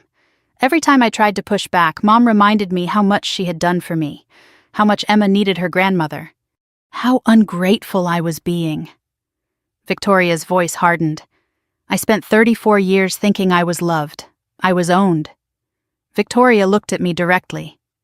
"When you stood up at that meeting, I hated you. I thought you were destroying our family.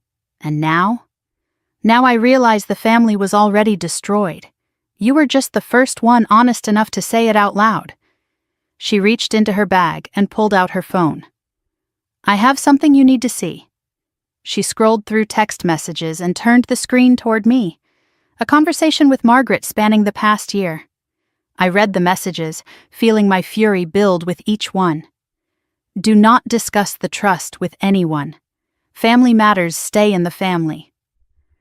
I have handled Ethan's situation. No need to mention it to Jessica. Sign the enclosed documents. Do not read them, just sign. Trust me. If anyone asks about the funds, refer them to me." I looked up.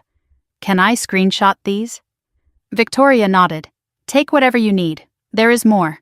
Emails, bank records she asked me to hide. I kept copies of everything." "Why?" "Because even when I was loyal to her, some part of me knew this day would come." I pulled out Harold's USB drive. "Your grandfather left this. Robert gave it to me yesterday." Victoria's eyes widened. "Dad talked to you? He is done being silent." And apparently so was Harold. Before he died. I explained the secondary trust, Harold's letter, the recordings. Victoria stared at the small drive. "Recordings of what?" "I do not know. I have not listened yet. I thought maybe we should hear them together." Victoria hesitated, then nodded. "Let us do it." We moved to my car for privacy. The coffee shop was too public for what we were about to hear. I plugged the USB into my laptop and navigated to the audio files. 3 recordings, dated 6 months before Harold's death. I clicked the first one. Harold's voice filled the car, thin but clear. I want to make sure Ethan is included in everything. Then Margaret's voice, sharp and dismissive. Harold, he is not even Daniel's biological child. Harold again. That does not matter to me. Margaret's tone hardened. It matters to the family legacy. We can't dilute the Monroe name with... Harold cut her off. With what, Margaret? With love? With a child who needs us? Margaret's response was cold. You are being sentimental. Harold's voice strengthened despite his illness. I am being decent. Something you have forgotten how to be. The recording ended. Victoria was pale. She knew, even then, she was planning to remove him. I skipped to the third file, the one labeled Confrontation. Harold's voice was weaker now, closer to the end. I know what you are planning, Margaret. After I am gone. Margaret's dismissive laugh. You are imagining things. The medication is affecting your mind. Harold was not deterred. I am dying, not stupid. I have seen how you treat that boy. I have seen how you treat anyone who does not serve your purpose. Margaret's voice turned hard. Everything I do is for this family. Harold's response was immediate. No, everything you do is for control, and when I am gone you will have no one left to stop you. A long pause. Then Margaret's voice, cold and clear. Then, I suppose it is good you will not be around to see it. The recording ended. Silence filled the car. Victoria whispered. She knew he was dying, and she just waited. She waited for him to die so she could do whatever she wanted. We sat without speaking for a long moment. Victoria's hands were shaking. I spent my whole life trying to please her, and she is just empty inside. I shook my head. She is not empty. She is strategic. There is a difference. Victoria looked at me. How do you stay so calm? I am not calm. I am focused. There is a difference there, too. Victoria straightened in her seat, wiping her eyes. What do you need from me? Your testimony. In court, about the trust amendments, the texts, the forgery. Victoria's face paled. That means going against her publicly. Yes. She will try to destroy me. She has already been destroying you. At least this way you fight back. Victoria was quiet, calculating the cost. Then something shifted in her expression. Emma needs to know her college fund was not stolen by a stranger. It was stolen by her grandmother. Is that a yes? It is a yes. All the way to court if that is what it takes. We shook hands. Formal, deliberate. A pact sealed. I am going to send everything to my lawyer today. The texts, the recordings, your mortgage documents. And then we wait for Margaret to realize she is surrounded. Victoria almost smiled. She is going to be furious. Good. Furious people make mistakes. We exchanged phone numbers properly. Allies now, not just in-laws.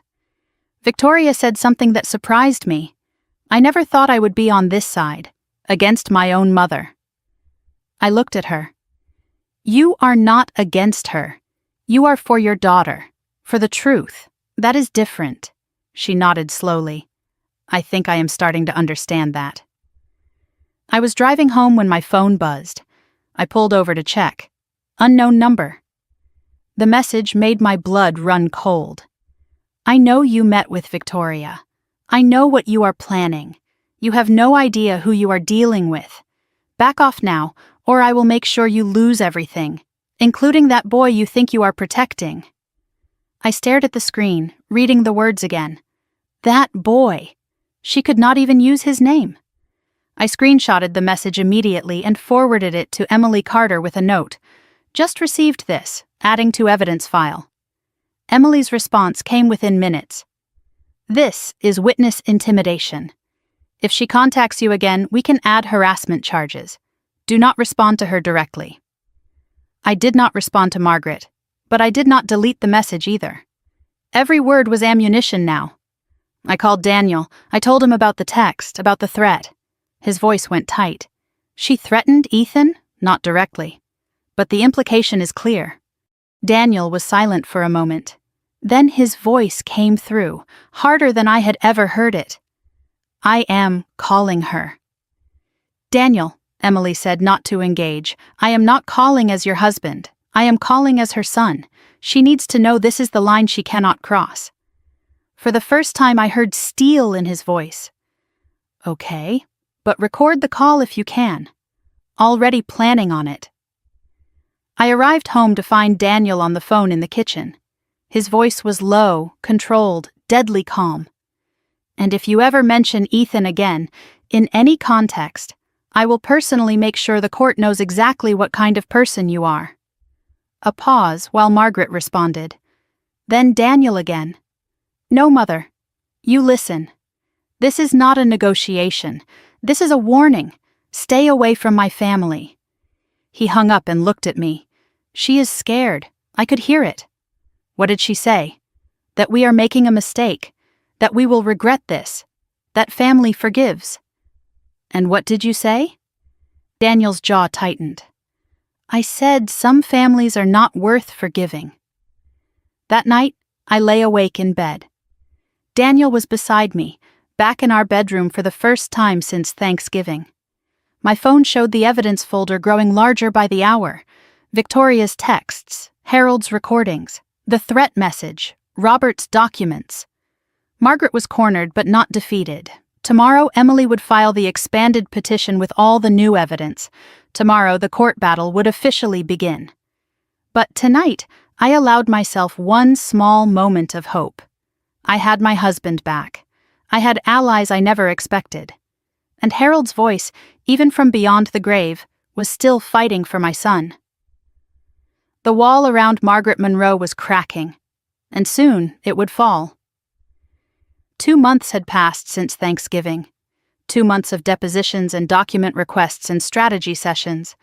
2 months of watching Margaret's lawyers scramble to contain the damage.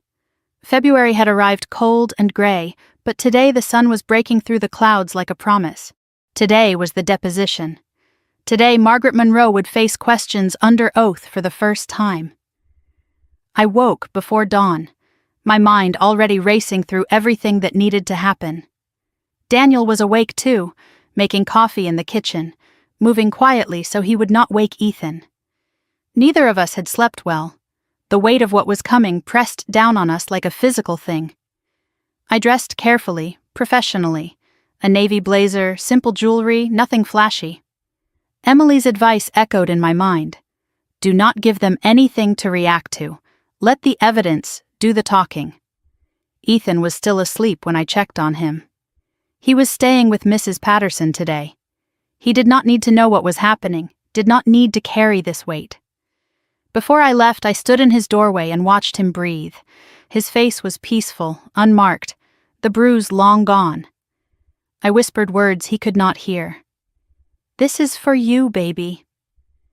Then I closed the door and went to meet my husband. Daniel drove us to the Dauphin County Courthouse in Harrisburg. The building was imposing, all stone columns and wide steps, and the American flag snapping in the winter wind. I had my folder in my bag, though Emily had copies of everything. Daniel squeezed my hand before we got out of the car. Whatever happens today, we did the right thing. I looked at him. I know, but I still want to win. He almost smiled. So do I. We walked up the steps together. Emily Carter's conference room had been transformed into a legal battlefield. Long table, water pitchers, recording equipment positioned precisely. A court reporter sat in the corner, fingers poised over her stenotype machine, ready to capture every word. Emily greeted me with a firm nod. Ready? More than ready. The opposition arrived exactly on time. Margaret walked through the door like she owned the building, her chin lifted, her posture perfect. She was dressed impeccably in a designer suit and pearls, her hair styled, her makeup flawless. But I noticed things she could not hide. The way her hands trembled slightly, the tightness around her eyes, the gauntness in her cheeks that had not been there 2 months ago. Her lawyer, Gerald Whitmore, walked beside her. Silver-haired, expensive, the kind of attorney who billed $500 an hour and looked it. Margaret's eyes found mine across the room. Something flickered there. Contempt, maybe. Or fear. She masked it quickly. Jessica. I hope we can resolve this like adults. I did not respond. Emily stepped forward. "Mrs. Monroe, please have a seat. We have a lot to cover." We took our positions. Margaret and Gerald on one side of the table, Emily and me on the other. The court reporter announced the date, time, and participants for the record. Gerald spoke first, his voice smooth with practiced confidence. "My client is here voluntarily in good faith to address these baseless accusations." Emily smiled thinly. "We will let the evidence determine what is baseless." I watched Margaret's hands. She was gripping her pen too tight, her knuckles white. The first crack in the armor. Emily opened her folder. "Let us begin." Emily started with basics, her tone casual, almost friendly, lulling Margaret into a false sense of security. "Mrs. Monroe, you were appointed trustee of the Harold Monroe Educational Trust in April 2023, correct?" Margaret nodded. "Yes, my late father-in-law trusted me to manage his legacy. And the original beneficiaries were Emma Monroe, Tyler Monroe, and Ethan Wilson Monroe?" Margaret's jaw tightened almost imperceptibly. The original document had some irregularities. Emily did not miss a beat. Irregularities? Harold Monroe signed this document 6 months before his death.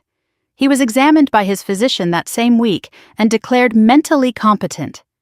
"Are you suggesting he did not know what he was signing?" Gerald interjected. "My client is not qualified to speak to the deceased's mental state." Emily pivoted smoothly. "Then let us speak to actions. Mrs. Monroe, did you amend this trust 3 months after Harold's death?" Margaret's voice was careful. "I made necessary adjustments." Emily produced the amended trust document, sliding it across the table. "This amendment removed Ethan Wilson Monroe from the beneficiary list. Can you explain why?" Margaret's answer came too quickly, rehearsed. "He was not an appropriate beneficiary." "Based on what criteria?" "He is not a blood relative of the Monroe family." Emily's eyebrows rose. "Interesting. Because the original trust contains no bloodline requirement." "You added that language yourself." "I was interpreting my father-in-law's true intentions." "Were you?" Emily produced another document. "Because I have evidence suggesting otherwise." She slid Harold's handwritten notes across the table. "These are Harold Monroe's personal notes from the month before he died. They have been verified by a handwriting expert." She read aloud. "Ethan is to be included in all family provisions. Margaret will object. Do not let her win." Margaret's face went pale. "Where did you get that?" "From someone who knew Harold's true intentions." "Unlike you," Gerald raised his hand. "This document has not been properly authenticated for these proceedings." Emily slid the handwriting expert's analysis across the table. "It has been verified by a certified forensic document examiner. The report is attached." Gerald flipped through the pages, his expression tightening. Margaret looked at her lawyer, then back at Emily. The confidence was beginning to crack. Emily shifted to the financial evidence. "Let us discuss how the trust funds were used." She produced bank statements, each transaction highlighted in yellow. $460,000 at Harold's death. $12,000 remaining as of last month. "Can you explain the discrepancy?" Margaret's voice stayed even. "The funds were used for beneficiary purposes. $42,000 for Emma's tuition. But the school confirms tuition was $19,000. Where did the other $23,000 go?" "Administrative costs." Emily pulled out another document.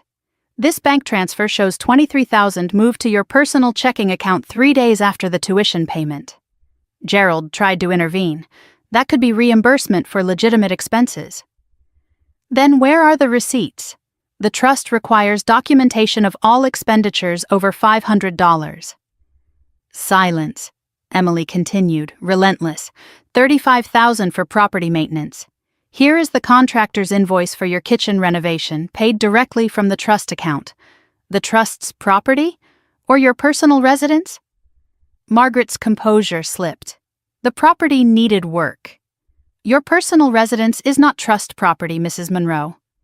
Emily let the silence stretch.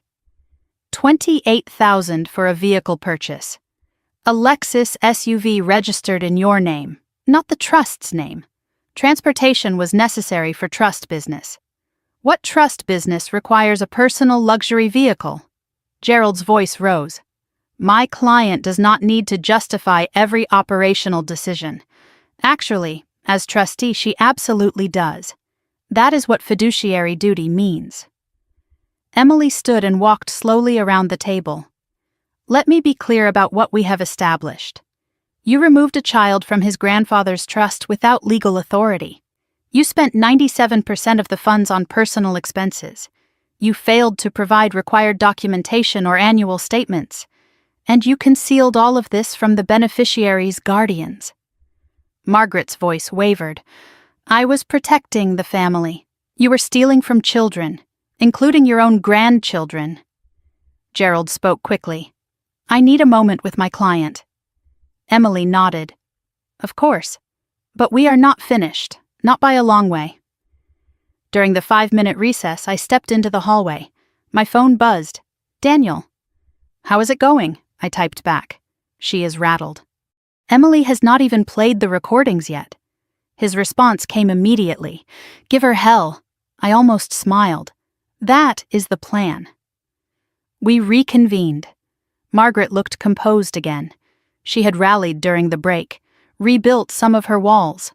Gerald spoke first. My client acknowledges that some documentation was incomplete. She is willing to discuss remediation. Emily held up her hand. Before we discuss remediation, there is additional evidence to present. Gerald frowned. What evidence? Emily produced the USB drive, audio recordings made by Harold Monroe in the months before his death. Margaret's composure shattered. That is private. You cannot use that. Gerald jumped in. I object to any recordings obtained without proper consent. Emily's voice was calm. Pennsylvania is a one-party consent state.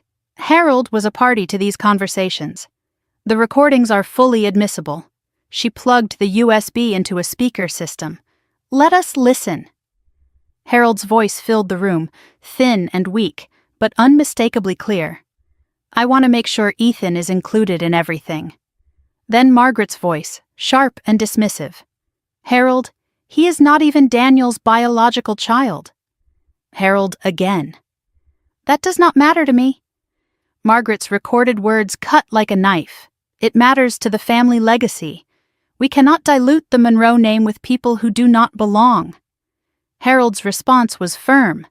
With what, Margaret? With love? With a child who needs us? The recording ended. I watched Margaret's face, white as paper. Gerald was scribbling notes furiously. Emily spoke. There is one more. She played the third recording. Harold's voice, weaker now. I know what you are planning, Margaret. After I am gone. Margaret's dismissive laugh. You are imagining things. The medication is affecting your mind. Harold was not deterred. I am dying, not stupid. I have seen how you treat that boy. I have seen how you treat anyone who does not serve your purpose. A pause. Then Margaret's voice, cold and final. Then I suppose it is good you will not be around to see it. The recording ended. The silence in the room was absolute. The court reporter had stopped typing, frozen. Margaret's hands were shaking visibly now. Gerald cleared his throat. I need to confer with my client. Privately, now. Before they could stand, the conference room door opened. Robert Monroe stepped inside. He looked older than I had ever seen him, but somehow stronger too. Margaret's face contorted. Robert? What are you doing here? He did not look at her. Something I should have done years ago. He turned to Emily. I would like to make a statement. On the record. Emily looked at Gerald. Any objection? Gerald was flustered. This is highly irregular. Emily's voice was smooth. It is a deposition. Witnesses can provide relevant testimony. Robert sat at the table across from his wife of 41 years. He did not look at her. My name is Robert Monroe. I was married to Margaret for 41 years. He paused. I filed for separation last week. Margaret gasped. Robert! He continued as if she had not spoken. I watched my wife systematically destroy anyone who threatened her control. My son, Marcus. My grandson, Ethan. Anyone who did not fit her definition of acceptable. The court reporter's fingers moved steadily, capturing every word. Robert's voice was quiet but clear. I knew about the trust amendments. I knew she removed Ethan. I said nothing because I was afraid of her. He finally looked at Margaret. I am not afraid anymore. Robert reached into his jacket and pulled out a folder. These are additional records. Bank accounts Margaret kept hidden. Transfers I traced after I started looking. He handed the folder to Emily. There is more money missing than you know. At least another $50,000, moved to accounts under her maiden name. Margaret's voice was shrill. You are lying. Robert met her eyes. I am telling the truth, for the first time in 40 years. He stood and looked at me. I am sorry I did not do this sooner. Harold would have wanted me to. He walked out without looking back at his wife. The door clicked shut behind him. The room was silent. Margaret was trembling, rage or fear or both distorting her features. Gerald whispered urgently in her ear. Emily calmly added Robert's documents to her evidence folder. I think we have enough for today, unless Mrs. Monroe would like to revise any of her earlier statements. Margaret's voice was hoarse. I want to speak to my lawyer, alone. Emily nodded. Of course. We will resume tomorrow. Outside the conference room, Emily and I walked to her office. She closed the door behind us. That went better than expected. I shook my head. Robert filing for separation. I did not know. Neither did I. But it does not matter. What matters is that Margaret's defense just collapsed. I looked at the folder of evidence, thicker now than when we started. What happens now? Emily's smile was thin but satisfied. Now we push for settlement. Or we go to trial and bury her. I drove home as the sun set, painting the winter sky in shades of orange and pink. My phone buzzed. Victoria! I checked the message at a red light. Mom just called me screaming. She knows Dad left her. She is blaming you for everything, I typed back. Let her blame. It does not change the facts. Victoria's response came quickly. She is not going to give up. She is talking about countersuing, claiming elder abuse, saying Dad was manipulated. I put the phone down and focused on the road. Of course, Margaret would not go quietly. Of course, she would fight back with lies and accusations. But desperate moves were sloppy moves. And every lie Margaret told now was one more lie I could prove. Tomorrow, we would resume. Tomorrow, Margaret would face more questions she could not answer. But tonight, I allowed myself to believe that the end was finally in sight. I arrived home after the deposition emotionally drained in ways I had not expected.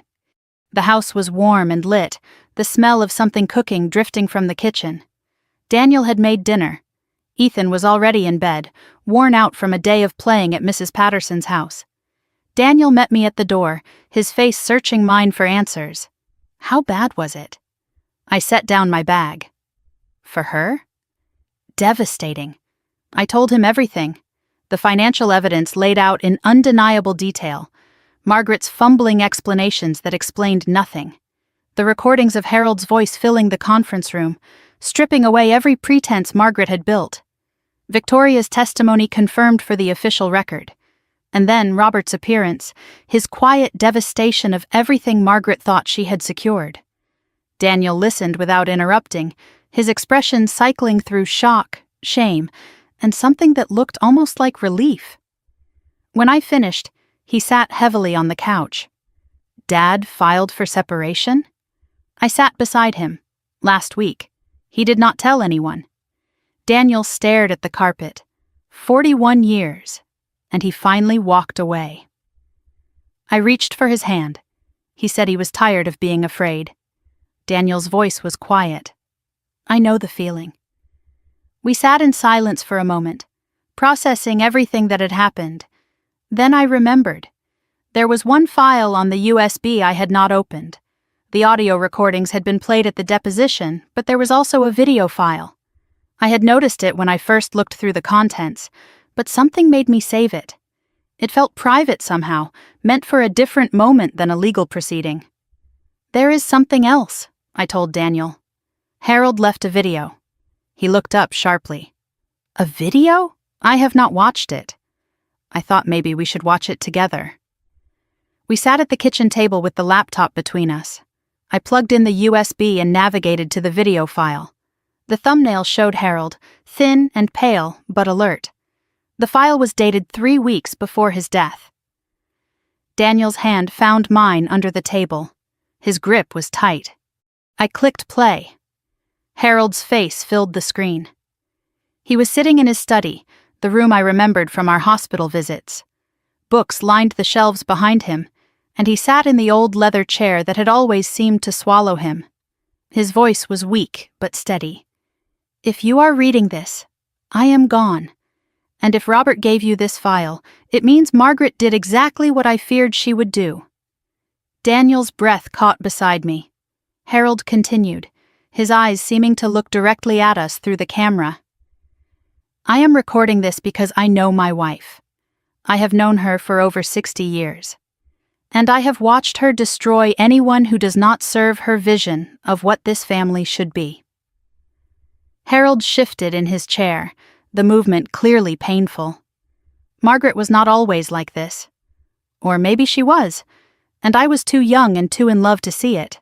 But over the years, I watched her push away anyone who threatened her control. My son Marcus, my grandson Tyler's mother, and now little Ethan.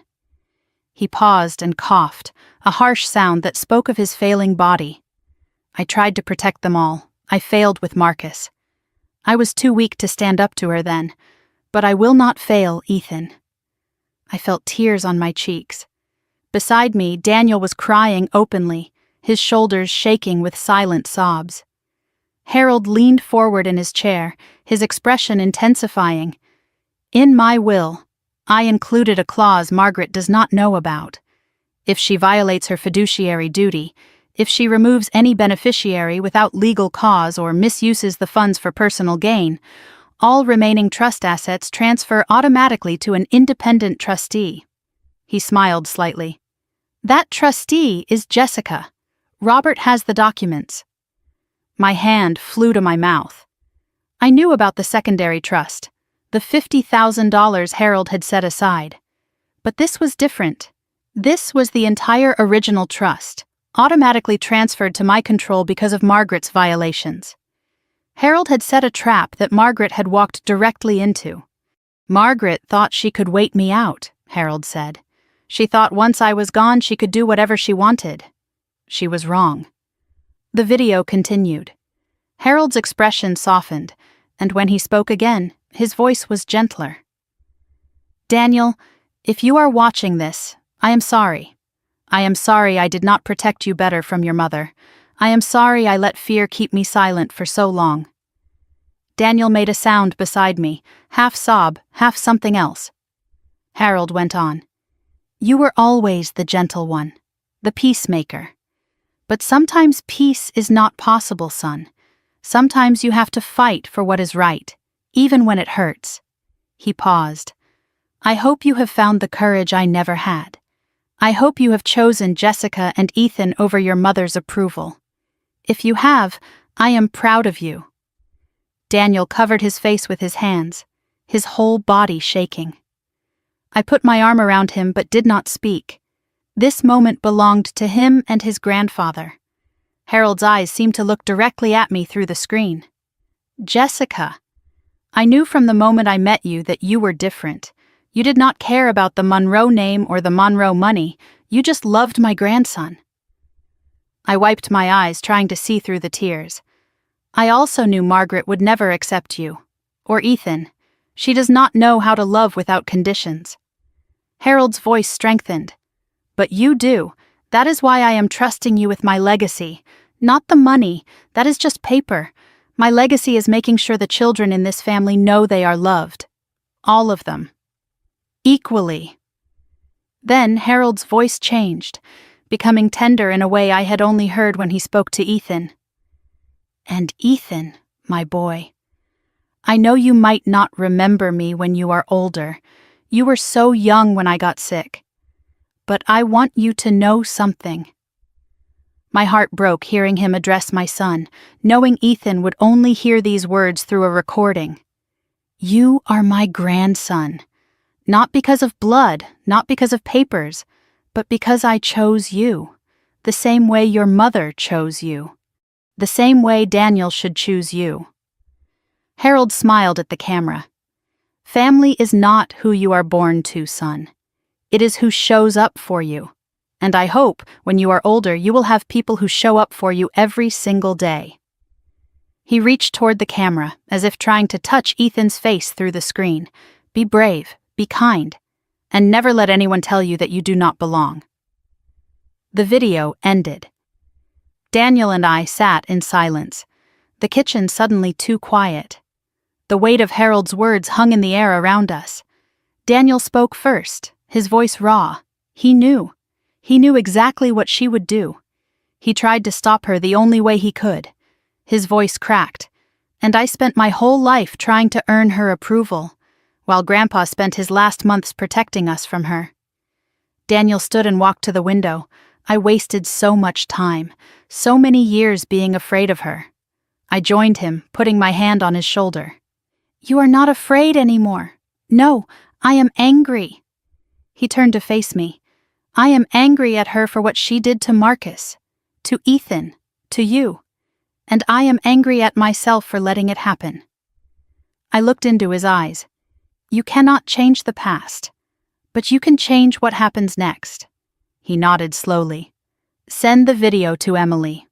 All of it. Are you sure?" Grandpa wanted it used. He made this recording knowing it might end up in court. He looked at me with something new in his eyes. "Let us finish what he started." I forwarded the video file to Emily Carter that night. Her response came within an hour, despite the late time. "This changes everything. The secret clause makes the original trust violations even more damaging. And the video itself is devastating testimony from the grave." She continued, "I am recommending we push for full removal of Margaret as trustee, recovery of all misused funds, and potentially refer this to the district attorney for criminal fraud charges." I showed Daniel the message. His jaw tightened. "Do it, no hesitation, no looking back." The next morning, news traveled fast through the Monroe family. By breakfast, my phone was buzzing constantly. Victoria texted, "I heard about the video. Mom is losing her mind." One of the aunts sent a confused message. "Is it true Robert left Margaret?" A cousin I barely knew asked what was happening, saying no one would tell him anything. The family was fracturing along new lines. I called Victoria. "How bad is it?" She sounded exhausted. She has been calling everyone in the family, trying to spin this, saying Dad was manipulated, that you coerced him, that the recordings are fake. Is anyone believing her? Some. The older relatives, the ones who have always been afraid of her. Victoria paused. But most people are starting to ask questions. Questions she cannot answer. Like what? Like why did Dad leave after 41 years? Like where did the money go? Like why did Grandpa Harold feel the need to make secret recordings? Victoria's voice hardened. The lies only work when no one looks too closely. You made them look. I texted Robert. "Thank you for yesterday. Are you okay?" His response took an hour. "I am staying with my sister in Maryland. First peace I have had in 40 years. Then another message. I should have done this decades ago." "I am sorry it took so long," I replied. "It is not too late to do the right thing." Robert's response made my throat tighten. That is what Harold said to me, the last time I saw him. Harold's influence was still reaching across time, shaping events even after death. Even gone, he was still fighting. That afternoon, Daniel's phone rang. He checked the screen and showed me. "Mom." I said he did not have to answer. He shook his head. "Yes, I do. One last time." He put it on speaker so I could hear. Margaret's voice was ragged, nothing like the controlled woman who had commanded rooms and intimidated everyone around her for decades. Daniel, you have to help me. Daniel's voice was calm. Help you with what? This has all gone too far. Your father has lost his mind. Jessica has poisoned everyone against me. You have to make them stop. Daniel did not flinch. Make who stop? The lawyers, the court, everyone. This is a family matter. It should stay in the family. Daniel's response was immediate. You stole from your own grandchildren. You hit an 8-year-old. You forged Victoria's signature on a mortgage. Margaret's voice rose, defensive. Those are lies, exaggerations. Everything I did was for this family, for control. You did it for control. The line went silent for a moment. When Margaret spoke again, her voice had changed. Colder, harder. After everything I have done for you, after everything I sacrificed, you are choosing that woman and her brat over your own mother. Daniel's face went still. Her brat. His name is Ethan, and he is my son. Margaret's response was venomous. He is not your son. He is not your blood. He is nothing. Daniel cut her off. He is more family to me than you have ever been. Margaret's voice turned to ice. You will regret this. When you lose everything, when she takes everything from you, do not come crawling back. Daniel's response was final. I will not. Goodbye, Mother. He hung up. His hands were shaking, but his voice was steady when he looked at me. Are you okay? He was quiet for a moment. No, but I will be. He looked at me. She called Ethan her brat.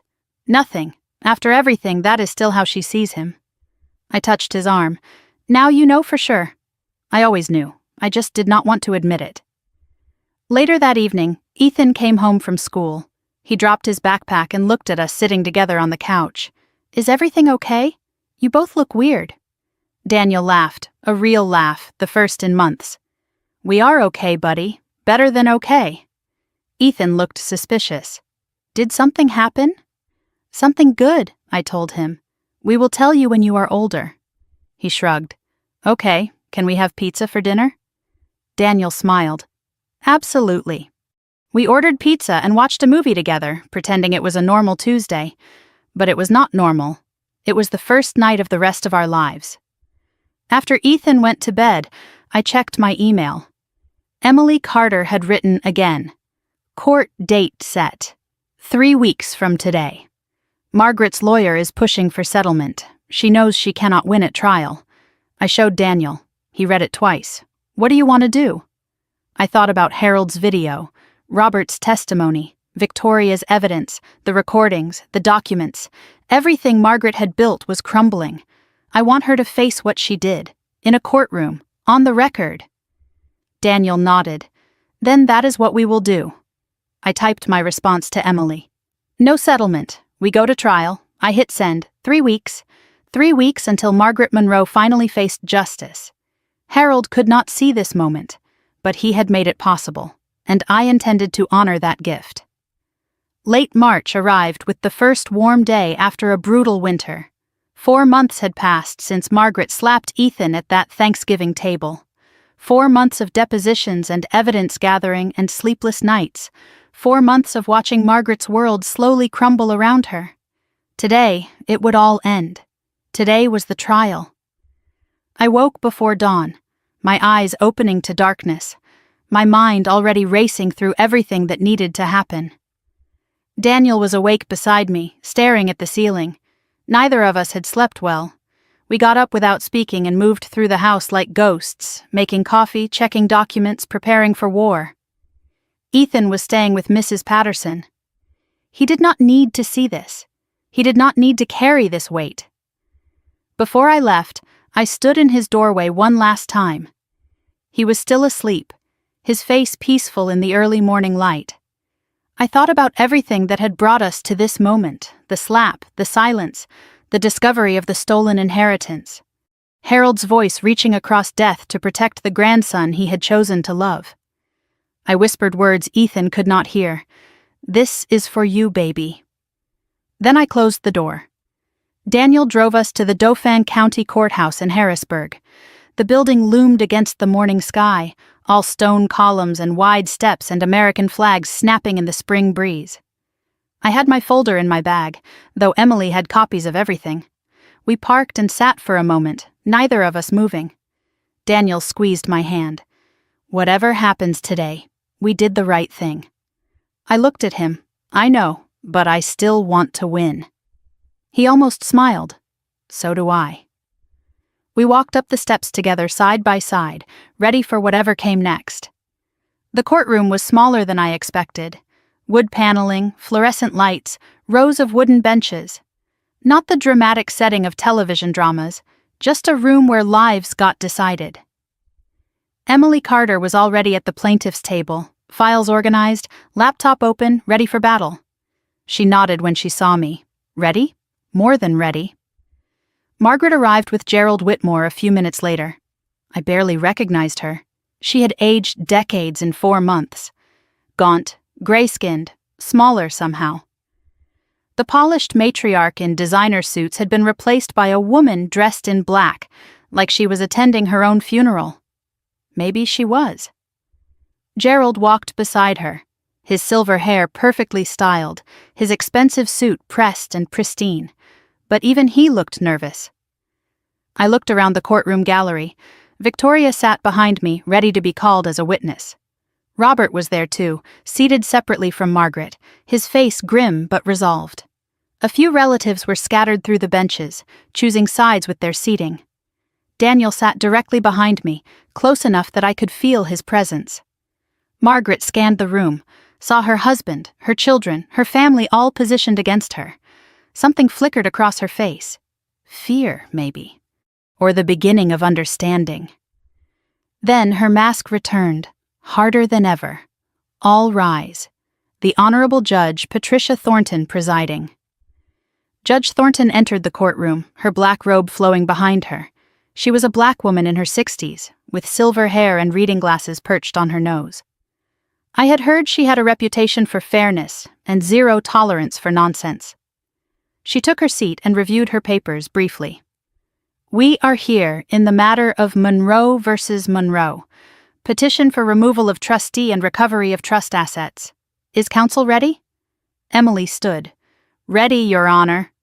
Gerald rose as well. Ready, Your Honor. Judge Thornton nodded. Then let us begin. Emily's opening was precise and devastating.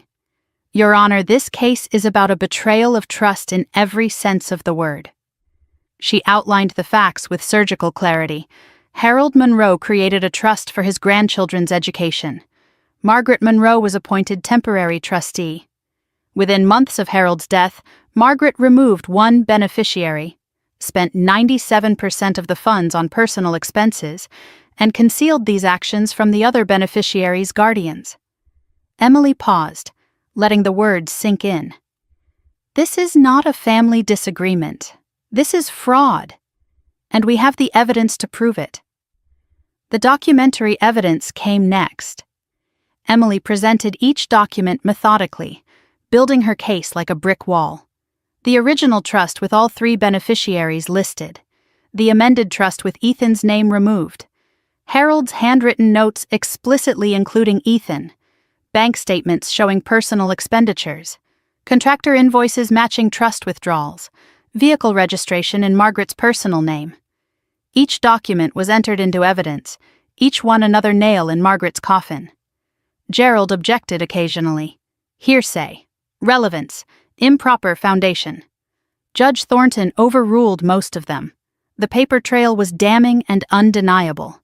Emily called Victoria Monroe to the stand. Victoria walked past her mother without looking at her, her face pale but determined. She was sworn in and took her seat. Emily approached. Ms. Monroe, did you witness the amendment to the Harold Monroe Educational Trust? Yes. Can you describe the circumstances? Victoria took a breath. My mother presented documents for me to sign. She said it was routine paperwork. She told me not to read it, just to sign and trust her. Did you read it? No. I trusted my mother. Emily let the silence stretch. Do you regret that now? Victoria looked at Margaret for the first time since taking the stand. More than I can say. Gerald's cross-examination tried to paint Victoria as a disgruntled daughter seeking revenge. It did not land. Her testimony was too specific, too painful to be manufactured. When she stepped down, her eyes met mine briefly. A small nod of solidarity. We were in this together now.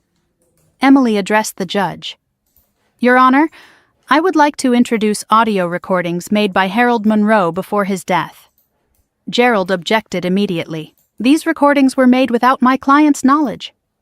Emily's response was calm. Pennsylvania is a one-party consent state. Harold Monroe was a party to these conversations. The recordings are admissible. Judge Thornton considered for a moment. Objection overruled. You may proceed. Emily set up the audio system. The courtroom went quiet. Then Harold's voice filled the room, thin and weak but unmistakably clear. I want to make sure Ethan is included in everything. Margaret's recorded voice responded, sharp and dismissive.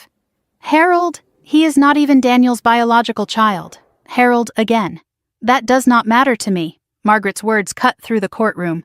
It matters to the family legacy. We cannot dilute the Monroe name with people who do not belong. Harold's response was firm. With what, Margaret? With love? With a child who needs us? The recording ended. Judge Thornton's expression was unreadable, but she made a note on her pad. I watched Margaret. White as paper. Gerald was scribbling furiously. Emily spoke again. One more recording, Your Honor. She played the final file. Harold's voice, weaker now. I know what you are planning, Margaret. After I am gone, Margaret's dismissive laugh. You are imagining things. The medication is affecting your mind. Harold was not deterred. I am dying, not stupid. I have seen how you treat that boy. I have seen how you treat anyone who does not serve your purpose. A pause. Then Margaret's voice, cold and final. Then I suppose it is good you will not be around to see it. The recording ended. A murmur rippled through the gallery. Judge Thornton removed her glasses and looked directly at Margaret. Margaret stared straight ahead, jaw clenched, hands trembling in her lap. Then Emily played the video. Harold's face appeared on a screen, mounted on the courtroom wall. His voice explaining Margaret's expected betrayal. His messages to Daniel, to me, to Ethan. When he said family is not who you are born to, it is who shows up for you, I heard someone in the gallery sob. It might have been Robert. Gerald called Margaret to testify in her own defense. She walked to the stand slowly, the confident stride from the deposition completely gone. She was sworn in and sat down, her hands folded in her lap. Gerald led her through prepared testimony. She was protecting the family's interests. Harold was confused in his final months. The amendments were necessary corrections. The expenditures were legitimate trust business. Her voice was controlled, rehearsed, but her eyes kept darting to the evidence folders on Emily's table. Emily approached for cross-examination. Mrs. Monroe, you testified that Harold was confused, but he managed to make detailed recordings, write clear notes, and establish a secondary trust with specific provisions. Does that sound confused to you? Margaret's answer came too quickly. He had good days and bad days. Emily nodded. These recordings span several weeks. A lot of good days. Margaret did not respond. Emily continued. You also testified that you were protecting family interests. Whose interests were protected when you renovated your kitchen with trust funds? Margaret's voice tightened. The property needed maintenance. Your personal residence is not trust property, Mrs. Monroe. Emily stepped closer. Let me ask you directly. Why did you remove Ethan Wilson Monroe from the trust? Margaret's composure finally cracked. Because he is not a Monroe. Harold included him specifically. Harold was wrong. Emily's voice was soft, almost gentle. Wrong to love his grandson? Margaret's voice rose, something breaking loose inside her. That boy is not his grandson. He is not Daniel's son. He is not family. He is nothing but a reminder that my son married beneath him. She stopped, realizing what she had said. The courtroom was frozen. Judge Thornton leaned forward. Mrs. Monroe, Are you stating that you removed a beneficiary based on personal prejudice rather than any legal or fiduciary concern? Margaret looked at her lawyer, then back at the judge. Her voice was barely audible. I was protecting the family. Judge Thornton's expression was ice. That is not what I asked. Margaret did not answer. Gerald's closing argument was brief and defensive, full of appeals to family privacy and reconciliation. It sounded hollow after what the courtroom had just witnessed. Emily's closing was surgical. Harold Monroe created a trust to protect his grandchildren. All of them. Margaret Monroe violated that trust legally, financially, and morally. She stole from children, she lied under oath. And when pressed, she revealed that her actions were driven not by fiduciary concern, but by prejudice against an 8-year-old boy who had done nothing wrong except exist. Emily paused. The evidence is clear. The remedy is straightforward. Remove her as trustee, restore the stolen funds, and send a message that this court will not tolerate the abuse of power over children. Judge Thornton took several minutes to review her notes. The silence was agonizing. Finally, she spoke. I have reviewed the evidence carefully. The recordings, the documents, the testimony all point to a clear pattern of breach of fiduciary duty. She looked directly at Margaret. Mrs. Monroe, you were entrusted with your late father-in-law's legacy. You used that position to exclude a child from his rightful inheritance based on personal bias. You spent trust funds on personal